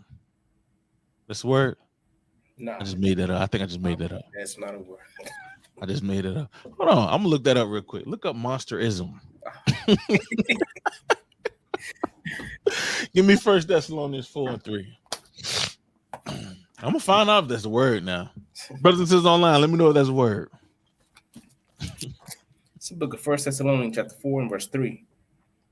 For this is the will of God, even your sanctification, that ye should abstain from fornication. This is the will of God, that you should abstain from fornication, man. This is just sanctification. This is what cleanses you. Abstaining from fornication, from evils. That's what makes you clean. Okay? Come on. Verse 4, that every one of you should know how to possess his vessel in sanctification and honor. So guess what? You young men and young women, you're supposed to know how to possess your vessel, your body. And possess your body how? That every one of you should know how to possess his vessel in sanctification and honor. In sanctification and in honor. In sanctification and in honor. Your body's a temple. You can't give your body over to fornication. You can't give your body over to unrighteousness. You got to learn to possess your vessel in sanctification and in honor. So the things you got to be doing got to be clean according to the Lord. Honor, you got to move honorably. Like marriage. Marriage is honorable above all things, man. Okay? So if your mindset is, I'm going to get me a boyfriend or girlfriend, or I'm going to do something like that, that only going to lead to whoredom. That's only going to lead to you bringing forth monsters. Okay? That your parents, they can't glory in because it's a monster. Right? Yeah. Read on. Verse 5, not in the lust of concupiscence. Not in your strong desires, strong sexual desires, not in the lust of concupiscence. Come on. Even as the Gentiles which know not God. Like the heathens that don't know God. Okay? Like the unbelieving that don't know God, that's following the customs of the society. The will of God, your sanctification, that you abstain from fornication. This pertains to teens too. This pertains to children. They got to abstain from sin, fleshly and worldly lust. It pertains to them, man. Okay. That's all I got. I pray I got some understanding from today's class, man. These monsters, something else walking this earth. But you know, a lot of it is by direction or by way of field parenting and things of that nature, man. Pray I got some understanding, man. Pray we can implement some of these things we read or anything like that. If I got any questions, feel free to ask pertaining to today's class. Any questions? Monsterism is in the Urban Dictionary. Bro. And I also found monsterism being the fear aroused by the monster. In other words, is the fear of one who is afraid of having produced his own grave diggers. Monsterism. Yeah.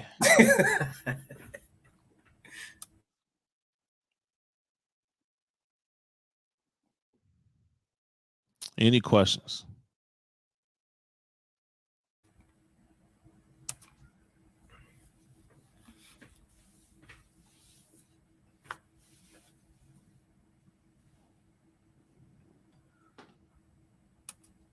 All praise to the Most High, man. All praise. Glad you enjoyed, brother.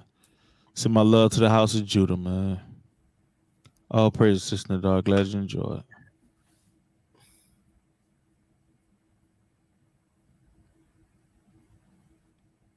No questions? All right, let's break bread. It's the book of 1 Corinthians, chapter 11, verse 23. For I have received of the Lord, that which also I delivered unto you, that the Lord Jesus, the same night in which he was betrayed, took bread. And when he had given thanks, he brake it and said, Take, eat, this is my body, which is broken for you. This do in remembrance of me. After the same manner also he took the cup when he had supped, saying, This cup is the New Testament in my blood. This do ye as often as ye drink it in remembrance of me. For as often as ye eat this bread and drink this cup, ye do shew the Lord's death till he come. For whosoever shall eat this bread and drink this cup of the Lord unworthily shall be guilty of the body and blood of the Lord. But let a man examine himself, and so let him eat of that bread and drink of that cup. For he that eateth and drinketh unworthily eateth and drinketh damnation to himself, not discerning the Lord's body. For this cause many are weak and sickly among you, and many sleep. In the name of our Lord Jesus Christ, amen. Amen.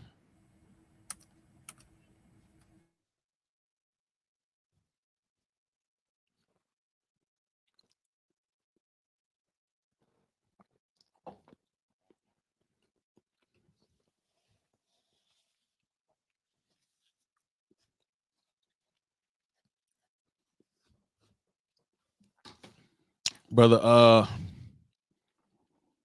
asks, is it wrong to rent my house to my daughter that's not in the commandments? So let's examine that for a second. Would you rent it to the other nations? It's business, it's transaction. It ain't like you giving her a discount on rent. You're gonna rent it for what you're gonna rent it for, right? Why not rent it to her? Why not? Do she qualify to you know what I'm saying? You run her credit. I would you gotta deal with her just like regular business. It's business. You know what I'm saying? Long as you don't be a respected of persons in that business, you all right. You know? You check, did you check her credit? Make sure she has a job that's able to pay that rent, because you're gonna be held liable for it if you don't. Now, if you hooking her up, now that's a different story. We gotta talk about it. Especially if she ain't keeping the commandments.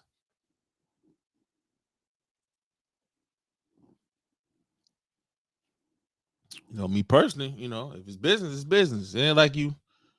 She works, yeah. Make sure, hey, you got to run it through. Just, hey, check it. Just like you would do anybody else. She's of the world. She's in the world. So just like you would rent it to somebody else, she got, you know, run that credit check. Make sure she got a job that, you know what I mean, that she could pay the rent. You put it in writing. Put a lease. Get a lease on there. You know what I'm saying? You know, like if she was keeping the commandments, there'd be something different. You know what I'm saying? If she was keeping the laws of God, like say for instance, I had to rent my house out to one of my children. If they ain't keeping the commandments, I ain't hell no. You're gonna have to go through the same process. You submit an app, submit an application, and you know what I'm saying, we'll check your credit, we'll see how you looking, and you know what I mean, see if you can afford it, and then we'll go from there. But if not, I can't. What we doing? Business. This ain't charity. This ain't aid, right? All praises, man. Again, man, hope y'all enjoyed. Lord's Will, this class was edifying. You know, these are topics we got to touch on every so often, so got to make sure we do. If y'all got questions for us throughout the course of the week, hit us up at info@heirsofvisual.org, or you can hit us on the website, www.heirsofvisual.org. If you got questions, comments, concerns, whatever, man, we here. Since laughing at me, I said submit an app. Damn right, submit an app. Hey, matter of fact, don't even talk to me. Go through the real estate company. I'm you know what I'm saying? You got to go through the real estate company just like everybody else. Hey, tell Uncle I said shalom, man. Tell Uncle I said shalom. All praise, man. Tell the family I said shalom, y'all. Yeah, you got to submit an app. Hey, if I got a realtor involved, you got to deal with them. Don't even talk to me. I ain't got nothing. Hey, I'll be like, I ain't got nothing to do with it. Whoever they rent it to, that's on them. You know what I'm saying? Just make sure that my check cut. That's it. Shoot. All right, family. I don't see any more questions, man. Lord's will, y'all had an excellent Sabbath. If it's still dark, continue to keep it holy. Lord's will, we'll see y'all on Tuesday's class. All right. Shalom, peace and blessings. Shalom, peace and blessings. Peace and blessings, family. Shalom, peace and blessings.